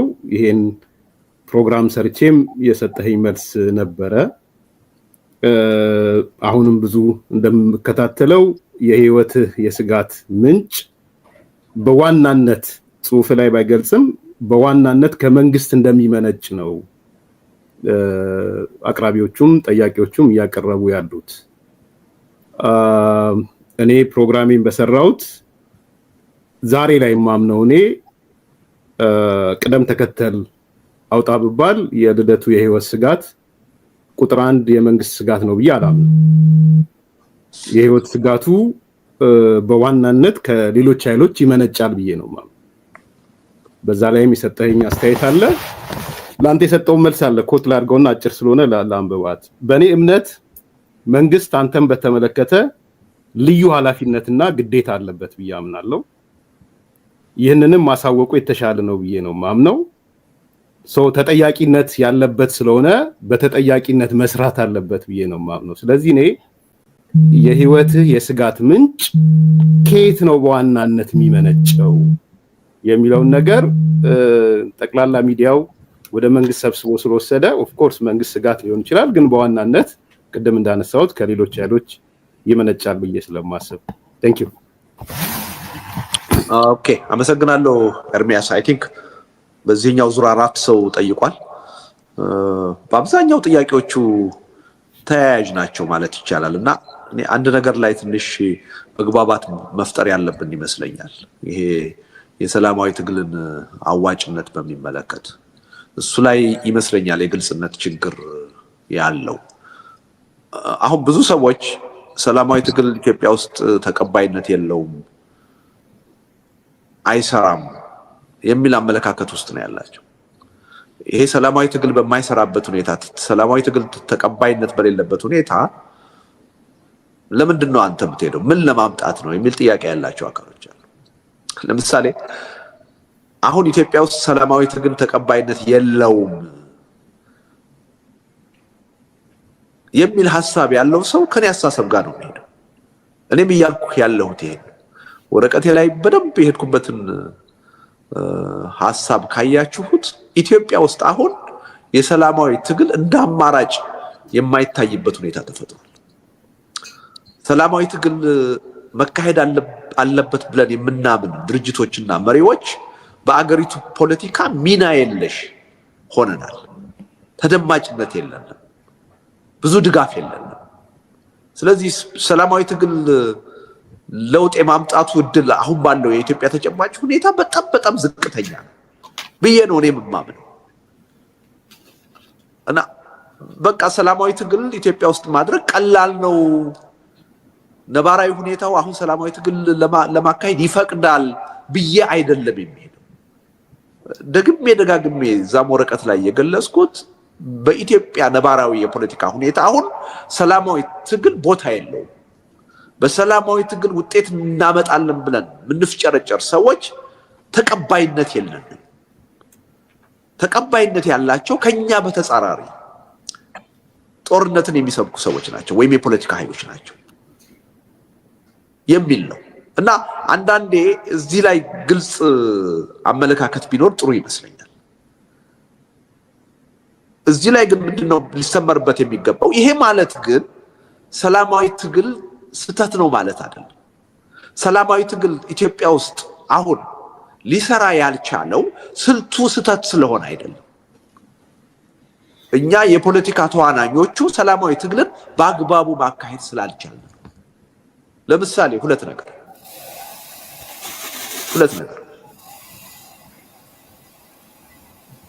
በሰላማዊ ትግል መታገል የሚፈልጉ ሰዎችን እናስፈራራቸዋለን። ይሄ አገዛዝ እኮ ይገላል፣ ይሄ አገዛዝ እኮ ያስራል። የሚያስርና የሚገል አገዛዝ ባለበት እንዴት ትታገላለህ? እንዴት በሰላም ለውጥ አመጣለሁ ብለህ ትንቀሳቀሳለህ? የሚል ማስፈራሪያ እንጠቀማለን። እውነቱን ለመናገር ሰላማዊ ትግል ሲያካሂዱ በአገዛዙ እስር ቤት የተወረወሩ ሰዎችንም እንደ አርያ መቁጠርና አዲስ ተነሳሽነት በእነሱ መስዋዕትነት መፍጠር ሲገባን እንደ መቀጣጫ እንደ መፈራረጃ ነው የምናቀርባቸው። እነከሌ ምን አመጡ? ይኸው እስር ቤት እኮ ገብተው እየማቀቁ ነው። እነከሌ ምን አመጡ? ተገለው እኮ አስከሬናቸው ነው የተጣለው። ስለዚህ በሰላማዊ ትግል ቀጥላለሁ ካልክ የነሱ ጣፈንታ ነው የሚደርስ እያሉ እናስፈራራለን። ይሄ በጣም የተሳሳተ አካሄድ ነው። ሰላማዊ ትግል የትም ዓለም የሚካሄደው የሚያስርና የሚገል መንግስት ባለበት ሀገር ጭምር። እንዳውም የሚያስርና የሚገል መንግስት ከሌለ ትግል የሚባለውም ነገር አያስፈልግም። ይሄ ምርጫ ፉክክር ነው የሚኖረው በ4 ወይም 5 ዓመት። ትግል የሚባለው ነገር መታሰርን፣ መሞትን፣ መውደቅ፣ መነሳትን የሚጠይቅ ነገር ስለሆነ ነው። ስለዚህ በሰላማዊ ትግል አርያነት በታሪክ የሚጠቀሱት የህዝብ የትግል እንቅስቃሴዎች ሁሉ በገፍ መሞትና መታሰር የነበረባቸው ናቸው። ትግሉ የተካሄደው ራሱ የሚገልና የሚያስር መንግስት ጋር ነው። ስለዚህ የሚገልና የሚያስር መንግስት መኖሩ የሰላማዊ ትግልን አይሰራም ለማለት ምክንያት ሊሆን አይችልም። እንደውም የሰላማዊ ትግል አስፈላጊ ነው ለማለት ነው ምክንያት መሆን የሚገባው። እዚህ ላይ መተማመን ያለብን ይመስለኛል። መንግስት ስላሰረ ስለገደለ ሰላማዊ ትግል አይካሄድም የምንል ከሆነ በቃ ሰላማዊ ትግል አልገባንም ማለት ነው። ሰላማዊ ትግል የሚካሄደው የሚያስርና የሚገል መንግስት በሌለበት ከሆነ እያወራን ያለ ነው ስለ ምርጫ ፉክክር ነው ማለት ነው። አውሮፓ ወይም አሜሪካ እንደሚታየው እንደሱ አይደለም። እንዳውም ቀደም ያሉ በታሪክ የምናውቃቸው እንደና ማህተመ ጋንዲ ያሉ የሰላማዊ ትግል የፖለቲካ መሪዎች እንዳውም የሚሉት ምንድነው ሰላማዊ ትግል የበለጠ ውጤታማ የሚሆነው የሚያስርና የሚገል አገዛዝ ባለበት ሀገር። ይሄን መገንዘብ ያስፈልጋል። እና አንዱ ትልቁ ችግር ሰላማዊ ትግልን ኢትዮጵያ ውስጥ እንዳይሰራ ያደረግነው በማስፈራራት ነው። ከዚህ የማስፈራራት ፖለቲካ ካልወጣን ጀግኖች ልንፈጥር አንችልም፣ መሪዎች ልንፈጥር አንችልም። ይሄ ህዝብ ትግል ነው። በህዝብ ትግል ሂደት ውስጥ እየታገል ምንታሰር ምንሞት ከሆነ የትግሉ ባህሪ ነው ብለን መቀበል አለብን። የሚታሰሩ የሚሞቱ ሰዎችን እንደ አሪያ መከተል ነው ያለብን እንጂ ማስፈራሪያ፣ መቀጣጫ፣ መፈራረጃ አድርገን ማቅረብ የለብንም። ይሄ ትልቅ በደል ነው ብዬ ነው የማምነው። አንዱ የማስፈራራት ችግር ነው ሰላማዊ ትግልን ኢትዮጵያ ውስጥ እንዳይሰራ ያደረገው። መንግስት ያስፈራራል በአንድ በኩል፣ በሌላ በኩል ደግሞ ተቃዋሚው ኃይል ራሱ ያስፈራራል። ህዝቡ እንዴት ብሎ በሰላማዊ ትግል እምነት ኖሮት ይታል? ዋናዎቹ እኮ የምናስፈራራው ተቃዋሚ ነን የምንል ሚዲያዎች ነን፣ ተቃዋሚ ነን የምንል ፓርቲዎች ነን። ውጭ ሀገር ያለን ነው በሰላማዊ ትግል ለውጥ አያመጣም፣ የሚያስር መንግስት ነው፣ የሚገል መንግስት ነው፣ ከዚህ ጋር ሰላማዊ ትግል ማካሄድ አያስፈልግም እያልን ህዝቡን እኮ የምናስፈራራው እኛ ነን። እንደገና በተቃራኒው አንዳንድ ጊዜ እንወጣና የአዲስ አበባ ህዝብ ቤቱ አናቱ ላይ እየፈረሰ በኑሮ ውድነት እየተሰቃየ እንዴት ዝም ብሎ ያያል ብለን ደግሞ እንከሰዋለን። ይሄ ሁለቱ የሚጋጭ ነገር። ሁለተኛው ነጥብ ሰላማዊ ትግል እንዳይሰራ ያደረገው ችግራችን በትጥቅ ትግል ብቻ ይፈታል የሚል የጠነከረ ወይም የገነገነ አስተሳሰብ ነው። ብዙ አሁን ከተማ ውስጥ ያለው የህብረተሰብ ክፍል ለምንድነው ወጥተህ ማትታገለው ተብሎ ቢጠየቅ ታጣቂ ኃይሎች ነገ መስዋዕትነት ከፍለው ነፃ ያወጡኛል ብሎ ነው እየጠበቀ ያለው። በአዲስ አበባ ጎዳና እየመጡ ነው የሚል መዝሙር ሲዘመር የሰማነው ያለ ምክንያት አይደለም። ቁጭ ብሎ እሱ በሰላም እየኖረ የአርሶ አደሩ ልጆች የገጠር ልጆች ጠመንጃ አንስተው ገለው ሞተው መስዋዕትነት ከፍለው ነፃ ያወጡኛል ብሎ እየጠበቀ ነው። ይሄ ትክክል አይደለም። በኢትዮጵያ ተጨባጭ ሁኔታ ሁለቱም ትግሎች አሁን ነባራዊ ሁኔታ እንዲኖሩ አስገዳጅ ሁኔታ ፈጥሯል። በሰላማዊ ትግል እምነት ያለን ሰዎች ስላለን፣ እምነት ያላቸው ድርጅቶች ስላሉ፣ ደካማ የሚሆኑ ጠንካራ የሚሆኑ አገር ቤት ከ50 ከ60 በላይ በሰላማዊ ትግል እናደርጋለን ውጤት ማምጣት እንችላለን ብለው የተደራጁ የፖለቲካ ፓርቲዎች ድጋፍ ባይሰጣቸው እየተንቀሳቀሱ ያሉ ተስፋ ያልቆረጡ አሉ። ስለዚህ በሰላማዊ ትግል ምናምን ኃይሎች አሉ። ስቲል ሰላማዊ ትግል በአገሪቱ ህግ በአዋጅ እስካልተከለከለ ድረስ ከህጉ እስካልተፋቀ ድረስ ባለው ጠባብ ሁኔታ ገብተን ለውጥ ማምጣት እንችላለን የሚል እምነት ያለን ሰዎች አሉ፣ ድርጅቶች አሉ። ስለዚህ አንዱ ነባራዊ ሁኔታው ይሄ እንዲኖር አድርጓል። ሁለተኛው ደግሞ ካገዛዙ አምባገነንነት በመነጨ አፋኝነት፣ ገዳይነት በመነጨ ደግሞ ብዙ ሰው ጠበንጃ እያነሳ ጫካ ገብቷል። ይሄን ሪያሊቲ አሁን ያለው መንግስት ፈጥሮታል። ማንም አይደለም የፈጠረው። አፈናው ነው የፈጠረው፣ ግፊቱ ነው የፈጠረው። ነገር ግን አሁን እኔ ወጥቼ እኔም ማምነው በሰላማዊ ትግል ነው፣ በትጥቅ ትግል አላምንም። የትጥቅ ትግል ለኢትዮጵያ ዘላቂ መፍትሄ ያመጣል ብዬ አላምንም። እኔ ስላላመንኩ ግን የትጥቅ ትግል አሁን ባወግዘው ላቆመው አልችልም።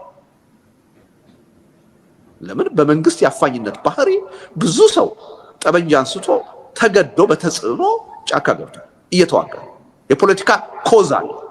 ያ ትግል ደግሞ ህዝባዊ እንቅስቃሴ ሆኗል፣ በህዝቡ ውስጥ ተቀባይነት አግኝቷል። ይሄን ችግር አቁሙ በማለት እናስቆመው አንችልም። ጀኒውን ሀቀኛ የሆነ ድርድር በማድረግ ነው፣ ውይይት በማድረግ ነው። የሀገሪቱን ችግር በጋራ ለመፍታት በመዘጋጀት ነው ማስቀረት የሚቻለው እንጂ ጦርነትን በማውገዝ ልናስቆመው አንችልም። ስለዚህ ይሄን ሪያሊቲ ማየት ያስፈልጋል። ስለዚህ በሰላማዊ ትግል ምናምን ኃይሎች በዚህ ቀዳዳም ውስጥ ሆነን ለውጥ እናመጣለን የሚለውን እምነታችን ይዘን ስንታገል መደገፍ ነው ያለብን፣ መነቀፍ የለብን። በትጥቅ ትግል የሚያካሂዱ ኃይሎች ደግሞ በዘላቂነት ትጥቅ ትግል ውጤት እንደማያመጣ ምናምን ሰዎች ብንኖር ይሄን ችግር የፈጠረው በዋናነት አገዛዙ መሆኑን ሪኮግናይዝ ማድረግ አለብን። ስለዚህ የትጥቅ ትግሉ የራሱን ሂደት ቀጥሏል። ማንም ሊያስቆመው አይችልም። ይሄን የትጥቅ ትግል ሊያስቆም የሚችለው መንግስት ወደ እውነተኛው የውይይትና የድርድር ባህል ከመጣ ብቻ ነው። አፈናን፣ ግድያን፣ እስራትን ካቆመ ብቻ ነው ጦርነትን ኢትዮጵያ ውስጥ ማቆም የሚችል። የፈለገ የሰላማዊ ታጋይ ነን የምንል ሰዎች ወጥተን ጦርነትን ብናወግዝ መፍትሄ አያመጣም ብለን ብንናገር ልናስቆመው አንችል። ይሄን ግንዛቤ ውስጥ ማስገባት ያስፈልጋል። ስለዚህ ሰላማዊ ትግሉ መካሄዱ አገዛዙን ለመገዳደር ለሀገሪቱ ችግር መፍትሄ ለማምጣት አንድ አጋዥ እንደውም ወሳኝ ኃይል ነው እንጂ የሚነቀፍ ኃይል አይደለም። ሰላማዊ ትግል ከሌለ ደግሞ ኢብን በትጥቅ ትግል እንቅስቃሴ የሚያደርጉ ኃይሎች ተጨባጭ አጀንዳ ሊኖራቸው አይችልም። ማንም ትጥቅ ትግል ኢትዮጵያ ውስጥ የሚያደርግ ኃይል ለምንድን ነው ጠመንጃ ያነሳው ተብሎ ሲጠየቅ በሰላም መታገል ስላልተቻለ፣ በሰላም የሚታገሉ ሰዎች ስለሚታሰሩ፣ ስለሚታፈኑ፣ ስለሚገደሉ ነው የሚለው አይደለ? ሰላማዊ ትግሉ ባይኖር ይሄን አጀንዳ ከየትም ሊያመጣው አይችልም። በትጥቅ ትግል የሚያምን ሰው እኔ በትጥቅ ትግል አላምንም። እኔ በትጥቅ ትግል የሚያምኑ ሰዎች ተገደው ወደዛ የገቡ አሁን ጦርነትን ሲያካሂዱ ሁልጊዜ ካፋቸው ሊለይ የማይገባው ሐሳብ ወደን አይደለም እዚህ ውስጥ የገባ ነው፣ ተገደን ነው። የትጥቅ ትግል መፍትሄ ያመጣል ብለን አይደለም። ስንገደል ራሳችንን መከላከል ስላለብን አፈና ስለተፈጸመብን ነው፣ መፈናፈኛ ስላጣን ነው። ይሄ ሁኔታ ከተለወጠ ወደ ሰላማዊ መድረክ የመግባት ፍላጎት ነው ያለን። ይሄን ችግር የፈጠረብን ይሄን ሁኔታ የፈጠረብን አገዛዙ ነው ብለው ነው መናገር ያለባቸው ብዬ ነው ማምነው። አሁን ግን የምናየው ነገር እንደዛ አይደለም። አንዳንድ ኃይሎች በቃ ዘላቂ መፍትሄ ኢትዮጵያ ውስጥ የሚያመጣው የትጥቅ ትግል ነው የሚል እምነት አለን ነው የሚሉት። ስለዚህ አንደራደርም፣ አንወያይም የሚል የጽንፍ አቋም ሲያራምዱ ነው የምናየው። ይሄ ትክክል ነው የሚል እምነት የለኝም። ትክክል ትጥቅ ትግል ኢትዮጵያ ውስጥ አሁን የሚደረገው ህዝባዊ ድጋፍ አለው። ማንም ጋር መከራከር ይቻላል። ህዝባዊ ድጋፍ የለውም ሊባል አይችልም። የፖለቲካ ኮዝ አለ። የትጥቅ ትግል ኢትዮጵያ ውስጥ እንዲስፋፋ ዋናው ተጠያቂ አስቻይ መንግስት ነው፣ አገዛዙ። አገዛዙ ሰላማዊ መድረኩን ቢከፍተው ኖሮ በውይይት በድርድር የሚያምን ቢሆን ኖሮ እስራትንና ግድያን መቀጣጫ አድርጎ የመጠቀም ፍላጎት ባይኖረው ኖሮ በምንም ተአምር የትጥቅ ትግሉ በዚህ መጠን አይጠናከርም ነበር። ሰላማዊ በሆነ አውዱ ውስጥ ጠመንጃ የሚያነሳ ኃይል ሽፍታ ከመሆን የተለየ ሚና ሊኖረው አይችልም። አሁን የህዝብ ድጋፍ ያገኙት ያለ ምክንያት አይደለም። አፋኝ አገዛዝ ስላለ ነው። በውይይት በድርድር የማያምን መንግስት ስላለ ይሄን ሪኮግናይዝ ማድረግ ያስፈልጋል። ግን በትጥቅ ትግል ደግሞ የሚያካሂዱ ሰዎች ለሺህ ዘመን ስንዋጋ ነው ይኖር። በየትም ዓለም በእኛም ሀገር በትጥቅ ትግል ታግሎ ዘላቂ መፍትሄ ያመጣ ኃይል እስካሁን የለም። ስለዚህ ዘላቂ መፍትሄ ሊያመጣ እንደማይችል ራሳቸው ማምኖ መቀበል መቻል አለባቸው። ተገደን አማራጭ አተን ነው እንጂ እዚህ ውስጥ የገባ ነው የትጥቅ ትግል መፍትሄ ያመጣል ብለን አይደለም የሚል አመለካከት መያዝ አለባቸው የሚል እምነት አለ። የኔ አመለካከት ነው። እነሱ ይሄን እንዳልያዙ እያየሁ ነው። ይሄን ካለመያዝም አልፈው የሰላማዊ ትግልን የሚያወግዙዋል። ትክክል አይደለም። ህዝቡ በሰላማዊ ትግል መታገል ከቻለ የአቅሙን ከሞከረ ሰየው ነው መባል ያለበት። በዚህም ረገድ የተዘበራረቀ ሐሳብ ነው የምንሰማው። አንዳንድ ለምሳሌ የፋኖ የኦላ አመራሮች ወጥተው የአዲስ አበባ ህዝብ እንዴት ዝም አለ ለምን አይታገልም ሲሉ እንሰማለን።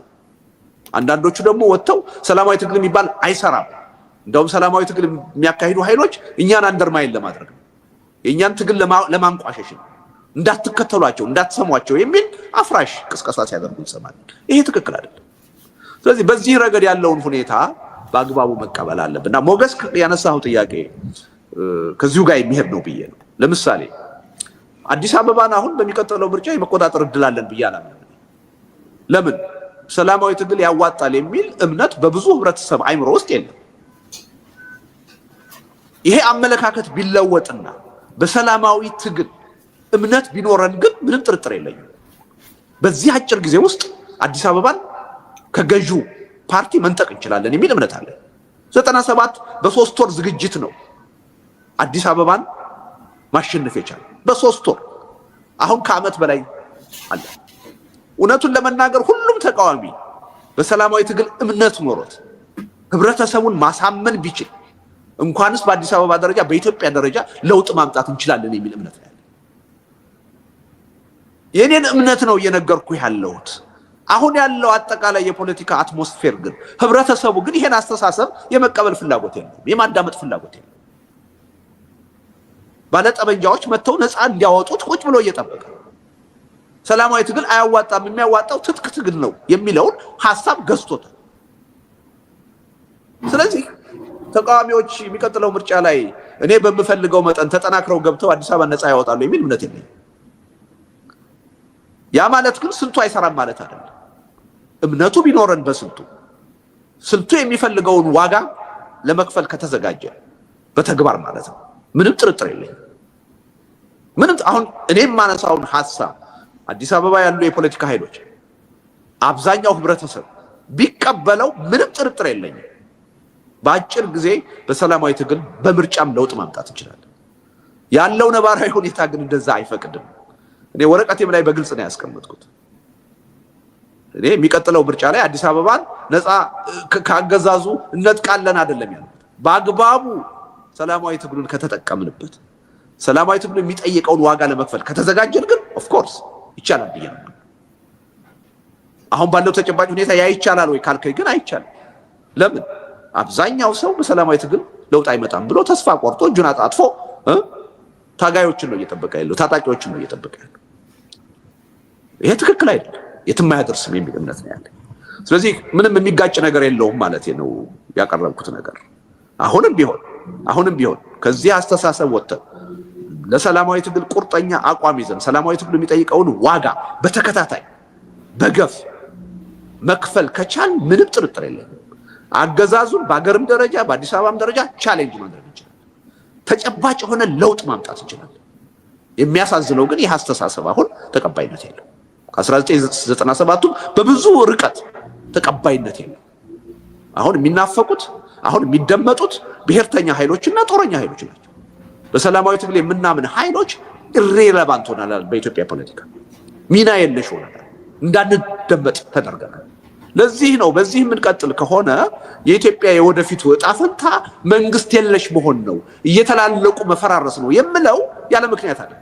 ይህ አስተሳሰብ ተቀባይነት ቦታ እንደሌለው ስለማውቅ የሚቃረን ነገር የለውም። ይሄን በግልጽ ማየት ለዚህ ነው ቅድም ወደ ሀገር ቤት ሲሄድ የሆነ ተአምር ይፈጠራል ብዬ አይደለም። ግን የዚህ የትግል ስልት አስፈላጊነት ህይወትንም ጭምር ሪስክ አድርጎ ለህብረተሰብ ማሳየትን ይጠይቃል ብዬ አምናለሁ። በዚህ ደረጃ ዋጋ መክፈልን ይጠይቃል ብዬ አምናለሁ። ስለዚህ ወንድሜ ጴጥሮስ ያነሳው ጥያቄ አለ። እስከምን ድረስ ነው የምትሄደው ያልከኝ? እኔ ባለፉት 32 ዓመታት ለትግሉ መስጠት የምችለውን ነገር ሁሉ ሰጥቻለሁ ብዬ ነው የማምነው። እስካሁን ያልሰጠሁት ነገር እና የቀረኝ አንድ ነገር ነው፣ ህይወት። አንድ ህይወት፣ እሱንም ጭምር የመስጠት ዝግጁነት አለ ትግሉ እስከጠየቀ ድረስ። በዛ ደረጃ ሄደን የሰላማዊ ትግልን አስፈላጊነትና ጠቃሚነት ለኢትዮጵያ ህዝብ ማሳየት አለብን። የኢትዮጵያን ህዝብ አይምሮ መፈታተን መገዳደር አለብን ብዬ አምናለሁ። እዛ ድረስ መሄድ አለብን ብዬ አምናለሁ። አለበለዚያ ራሳችንን በህይወት እያቆየን ሳንታሰር ሳንንገላታ ለውጥ እንዲመጣ የምንፈልግ ከሆነ ላገዛዝ ነው ምቹ ሁኔታ እስካሁን እንዳደረግ ነው የምንፈጥር። ይሄ መታወቅ ያለበት ይመስለኛል። ወንድሜ ምን አላቸው? ከዚህ ጋር አያይዘህ ያመጣው ጥያቄ አለ። ታጣቂዎችንም ትተቻለህ፣ ሰላማዊ ታጋዮችንም ትተቻለህ፣ አገዛዙንም ትተቻለህ። ብቻህን አልቆምክም ወይ ያልከው ነገር አለ። በነገራችን ላይ እኔ ብቻዬን ነኝ ብዬ አላምንም። ይሄን አስተሳሰብ የሚጋሩ ብዙ ሰዎች አሉ። በጣም ጥቂት የተደራጁ አሉ፣ ያልተደራጁ ደግሞ ብዙዎች አሉ ብዬ ነው። ሐሳቡ የተሸነፈ ነው ካልከኛው የተሸነፈ ሐሳብ ነው። ደጋግሜ በተለያዩ መድረኮች እንደተናገርኩት እኔና እኔን መሰል ሰዎች የምናራምደው አቋም በኢትዮጵያ የፖለቲካ መድረክ የተሸነፈ ነው። ለዚህም ነው ራሴን እንደ አንድ የከሰረና የተሸነፈ ፖለቲከኛ የምቆጥረው።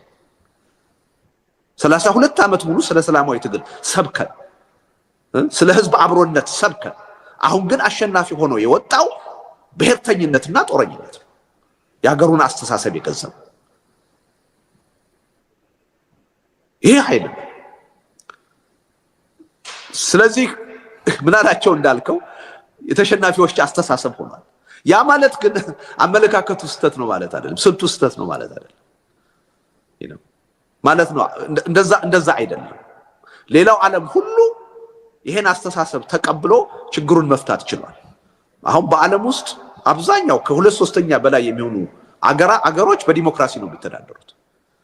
ከሁለተኛው ከቀዝቃዛው ወይም ከኮልድ ዋር በኋላ ራሱ ከ60 ከ70 አገሮች በላይ ወደ ዲሞክራሲ ተሸጋግረዋል። ዛሬ የእርስ በርስ ጦርነት የሚያካሂዱ አገሮች በጣም በጣት የሚቆጠሩ ጥቂቶች ናቸው። ዴሞክራሲ ነው የሚገዛቸው፣ ምርጫ ነው የሚገዛቸው። እኛንን አሁንም በጦርነት መፍትሄ ይመጣል ብለን እርስ በርስ እየተገዳደል ያለ። ስለዚህ ይሄ ሐሳብ የጥቂቶች ያንተ ብቻ አትበለው። እኔ እንደዛ ብዬ አላምንም። ይሄን ሐሳብ የሚጋሩ ብዙዎች እንዳሉ አውቃለሁ። የጥቂቶች ሆኗል ካልክ ግን አዎ ሆኗል፣ እውነት ነው። ብዙዎች ይሄን ሐሳብ አይጋሩትም። እውነቱን ለመናገር ስለ ሰላማዊ ትግል እኔ ያለኝ አመለካከት አሁን በህዝብ ደረጃ ተቀባይነት የለውም። እንኳንስ በህዝብ ደረጃ የራሴን የቤተሰብ አባላት ማሳመን አልቻልኩም። አብዛኛዎቹ የቤተሰብ አባሎች በሰላማዊ ትግል ለውጥ አይመጣም ብለው የሚያምኑ ናቸው። በዛ ደረጃ ነው የተሸነፍነው። በዛ ደረጃ ነው በሰላማዊ ትግል ህዝብ እምነት ያጣ። ግን ይሄ ትክክል ነው ማለት አይደለም። ትግል ማለት በፈተና ውስጥ እየወደቁ እየተነሱ ስልቱን ጥርስ ነክሶ እስከ መጨረሻው ድረስ ይዞ መቀጠል። ማሸነፍ የሚቻለው በዛ ሂደት ነው። መሀል ላይ ተስፋ ቆርጠን የምናቆመው ከሆነ የትም መድረስ አይቻልም። ስለዚህ በዚህ መልኩ ብታየው ይገባል። ብቻህን ነህ የሚለው በጣም የጠበበ ይመስለኛል። ግን ጥቂቶች ናቸው የዚህ አመለካከት አራማጆች ካልከኝ እስማማለሁ። የተሸነፈ አመለካከት ሆኗል። ግን የተሸነፈ ማለት የተሳሳተ ነው ማለት አይደለም። ኢትዮጵያ ውስጥ አለመታደል ሆኖ የሚሸነፈው አስተሳሰብ ጥሩ አስተሳሰብ፣ አለመታደል ሆኖ አሸናፊ የሚሆነው አስተሳሰብ በጎ ያልሆነው አውዳሚው አስተሳሰብ በተግባር እያየን ያለ ነው። ይሄ ነው። ለዚህ ነው በጭካኔ በርስ በርስ እየተገዳደልን ያለ ነው። ችግራችን ከጊዜ ወደ ጊዜ ከመፍታት ይልቅ ወደ ባሰ አዘቅት ውስጥ እየገባን ያለ ነው። የምንከተለው ስልት ትክክል ስላልሆነ ያረጀ ያፈጀ ለሺህ ዘመናት ተጠቅመን ለውጥ ያላመጣንበትን ስልት ነው አሁንም እያራመርን ያለ ነው። እንዳውም ከአንድ ችግር ወደ ሌላ ችግር ነው እየተሸጋገርን ያለ ነው። ከዚህ ቀደም ያስቸግረን የነበረው ጽንፈኝነትና ጦረኝነት ነው። አሁን ደግሞ ብሔርተኝነትን ጨመርንበት። ይሄ የበለጠ ችግራችንን አወሳሰብ፣ ውድቀታችንን አይቀሬ እያደረገው መጥቷል። ይሄን መገንዘብ ተገቢ ይመስለኛል። ከዚሁ ጋር ተነስቶ በምን ሚኒመም ፕሮግራም ነው ከሌሎቹ ጋራ በጋራ ሊሰሩ የምትችሉት የሚለው እኔ በተለያዩ መድረኮችም አንስቻለሁ፣ ጽሁፎችም ላይ አንስቻለሁ። የኢትዮጵያ የፖለቲካ ኃይሎች በጋራ ልንሰራባቸው የሚገቡ በጣም መሰረታዊ ጉዳዮች አሉ የሚል እምነት አለ። ከሁሉም በላይ ዋናው ጉዳይ አሁን በተጨባጭ የጋራችን አጀንዳ መሆን ያለበት የሰላም አጀንዳ።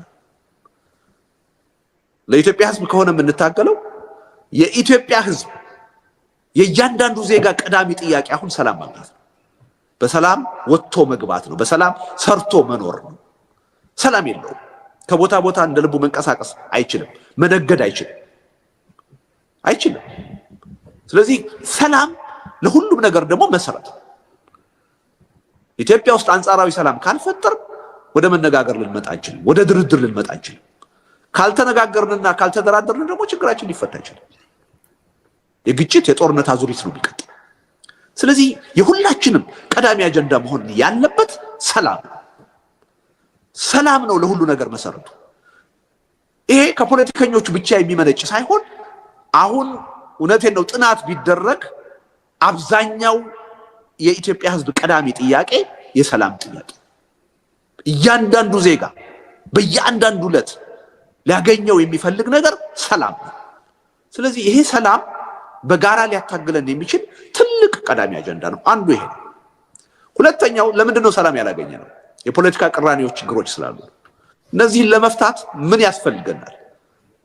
ሀገራዊ የውይይትና የድርድር ሂደት ወይም ናሽናል ዲያሎግ ያስፈልገናል። ካልተነጋገርን፣ ካልተወያየን ችግራችን ሊፈታ አይችልም። ሰላማችን ዘላቂ ሊሆን አይችልም። ስለዚህ ይሄ የጋራ አጀንዳ መሆን ይችላል። ሁለተኛው አጀንዳ ናሽናል ዲያሎግ፣ ሀቀኛ የሆነ እውነተኛ የሆነ ናሽናል ዲያሎግ ያስፈልጋል። ይሄ የጋራ አጀንዳ ሊሆን ይችላል። ምክንያቱም አሉን የምንላቸውን ቅራኔዎች ሁሉ ወደ ጠረጴዛ አምጥተን ወደ ህዝብ ውሳኔ አምጥተን ልንፈታ የምንችለው መነጋገር ስንችል፣ ያ መድረክ ሲኖር፣ ይሄ የጋራ አጀንዳ ሊሆን ይችላል። ሌላው አሁን ባለው የኢትዮጵያ መንግስት በብልጽግና መንግስት ችግራችን ሊፈታ አይችልም። ያለፉትን 6 ዓመታት ፓተርን ካየነው፣ ሂደት ካየነው ከቀውስ ወደ ቀውስ ነው እየተሸጋገርን ያለ።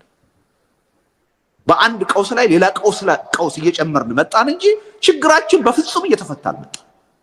እስከ ሰሞኑ የትግራይ ክራይሲስ ድረስ ኦሮሚያ ውስጥ ያለው ችግር፣ አማራ ክልል ያለው ችግር በአጠቃላይ ሲታይ በ6 ዓመቱ እየተቃለለ እየተፈታ የመጣ ችግር የለም። ከአንድ ችግር ወደ ሌላ ችግር ነው እየተሸጋገርን ያለ ነው። ቀውስ እየተባዛ ነው የመጣው። አለመተማመን እየተባዛ ነው የመጣው። ስጋት እየተባዛ ነው የመጣው። ስለዚህ አሁን ባለው መንግስት የሚፈታ ችግር የለም። ነገር ግን አሁን ያለው አገዛዝ ተሳታፊ የሚሆንበት አዲስ የሽግግር ሂደት ያስፈልጋል።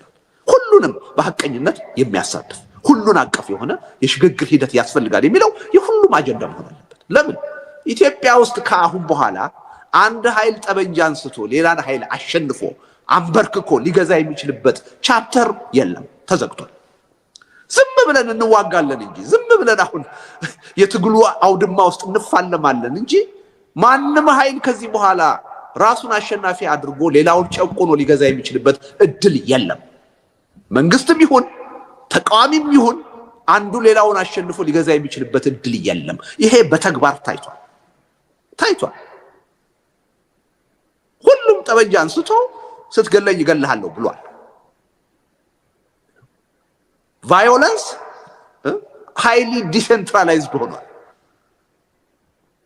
በመንግስት ብቻ ሊካሄድ የሚገባው የሰላም ማስከበር ስራ አሁን ባለቤት የለውም። እያንዳንዱ በየአካባቢው ታጥቆ ቫዮለንስን ማካሄድ የሚችልበት እድል ፈጥሯል። ስለዚህ አንዳችን ሌላችንን አሸንፈን ዘላቂ ሰላም ኢትዮጵያ ውስጥ ልናመጣ አንችልም፣ የጋራችንንም የየራሳችንንም ጥቅም ልናስከብር አንችልም በሚለው ላይ መስማማት መቻል አለብን። ስለዚህ ሁሉን አቀፍ የሆነ አገዛዙንም ጨምሮ ሁሉንም ተቃዋሚ ኃይሎች የሚያሳትፍ በሰላምም በትጥቅም ያሉትን አዲስ የሽግግር ሂደት ያስፈልጋል። ያ የሽግግር ሂደት ምን አይነት ይሁን? የሽግግር መንግስት ይሁን ወይስ ደግሞ በኮሚሽን ይመራ ወይስ ምናምን የሚለው ጥያቄ በናሽናል ዲያሎግ ሂደት የሚታይ ይሆናል። አሁን አስቀድመን ልዩነት መፍጠር ያለብን አይመስለኝም፣ ግን መስማማት ያለብን አዲስ የሽግግር ሂደት ያስፈልጋል። ስለዚህ እነዚህ 3 አጀንዳዎች ሰላም፣ አገራዊ የውይይትና የድርድር ሂደት ወይም ናሽናል ዲያሎግ፣ አዲስ እና ሁሉን አቀፍ የሽግግር ሂደት የሁሉም የፖለቲካ ፓርቲዎች ሚኒመም ወይም የጋራ አጀንዳ መሆን ይችላሉ ብዬ አምናለሁ። እነዚህም በጥቅል ስንወስዳቸው ምንድን ነው የሚሆነው? ዋናው አጀንዳችን አገርና ህዝብን እየተላለቁ ከመፍረስ ማዳን ነው አጀንዳው መሆን ያለበት። ያን ግን ማድረግ የምንችለው እየተዋጋን በመቀጠል አይደለም። አገርና ህዝብ እየተላለቁ ከመፍረስ ሊድኑ የሚችሉት እየተዋጋን በመቀጠል አይደለም። መጀመሪያ ጀኒውን የሆነ ቅድም እንዳልኩት ናሽናል ዲያሎግ የሽግግር ሂደት እዚህ ሀገር በመፍጠር ህዝብ ጨራሽ የሆኑትን ጦርነቶች መጀመሪያ በማስቆም እና ለዚህ ነው ሰላም ቀዳሚ የጋራ አጀንዳ መሆን ያለበት። ስለዚህ እኔ እነዚህ አጀንዳዎች ሊያታግሉን የሚችሉ ሊያሰባስቡን የሚችሉ በጣም ትልልቅ የሆኑ እውነተኛ የህዝብ አጀንዳዎች ናቸው። በእነዚህ ዙሪያ ተሰባስበን መስራት እንችላለን። ሌሎቹ በማህበራዊ፣ በኢኮኖሚ፣ በፖለቲካ ጉዳይ፣ በውጭ ጉዳይ ያሉ ልዩነቶች ሁሉ ቀጥለው የሚመጡ ናቸው። በሂደት ሊፈቱ የሚችሉ ናቸው። ትልቅ ችግሮች አይደሉም የሚል እምነት ነው ያለኝ እና በዚህ መልኩ መታየት ያለበት ይመስለኛል። ሌላው ምናላቸው መሰልከኝ አንድ ጥያቄ ያቀረብከው አለ። አዲስ አበባ ስትሄድ የሰላም ሚኒስትር የምናምን አበባ ይዘው ቢቀበሉ ያልከው ነገር አለ። በነገር ላይ ሆን ብዬ አገር ቤት የምገባበትን ቀን አላሳወኩም። በአንድ ወር ጊዜ ውስጥ እንደምገባ ነው እንጂ በዚህ ቀን እገባለሁ አላልኩም። ይሄን ያላልኩት ለምንድን ነው? ከመንግስት አንተ ያልከው አይነት አቀባበል አልጠብቅም። ግን በበጎ ሁኔታ የኔን መግባት የሚፈልጉ ሰዎች ኤርፖርት መጥተው ለመቀበል የሚፈልጉ አሉ። ጥያቄም ያቀረቡልኝ አሉ። ኢቭን አገር ቤት የሚንቀሳቀሱ የተቃዋሚ ፓርቲ መሪዎች መተን ልንቀበልህ እንፈልጋለን የሚል ጥያቄ አቅርበውልኝ ነበር። እኔ አልፈለኩም። የኔ አገር ቤት መግባት ትልቅ ኢሹ እንዲሆን መነጋገሪያ እንዲሆን አልፈለኩም። ለኔ መግባቴ ምንም ማለት አይደለም።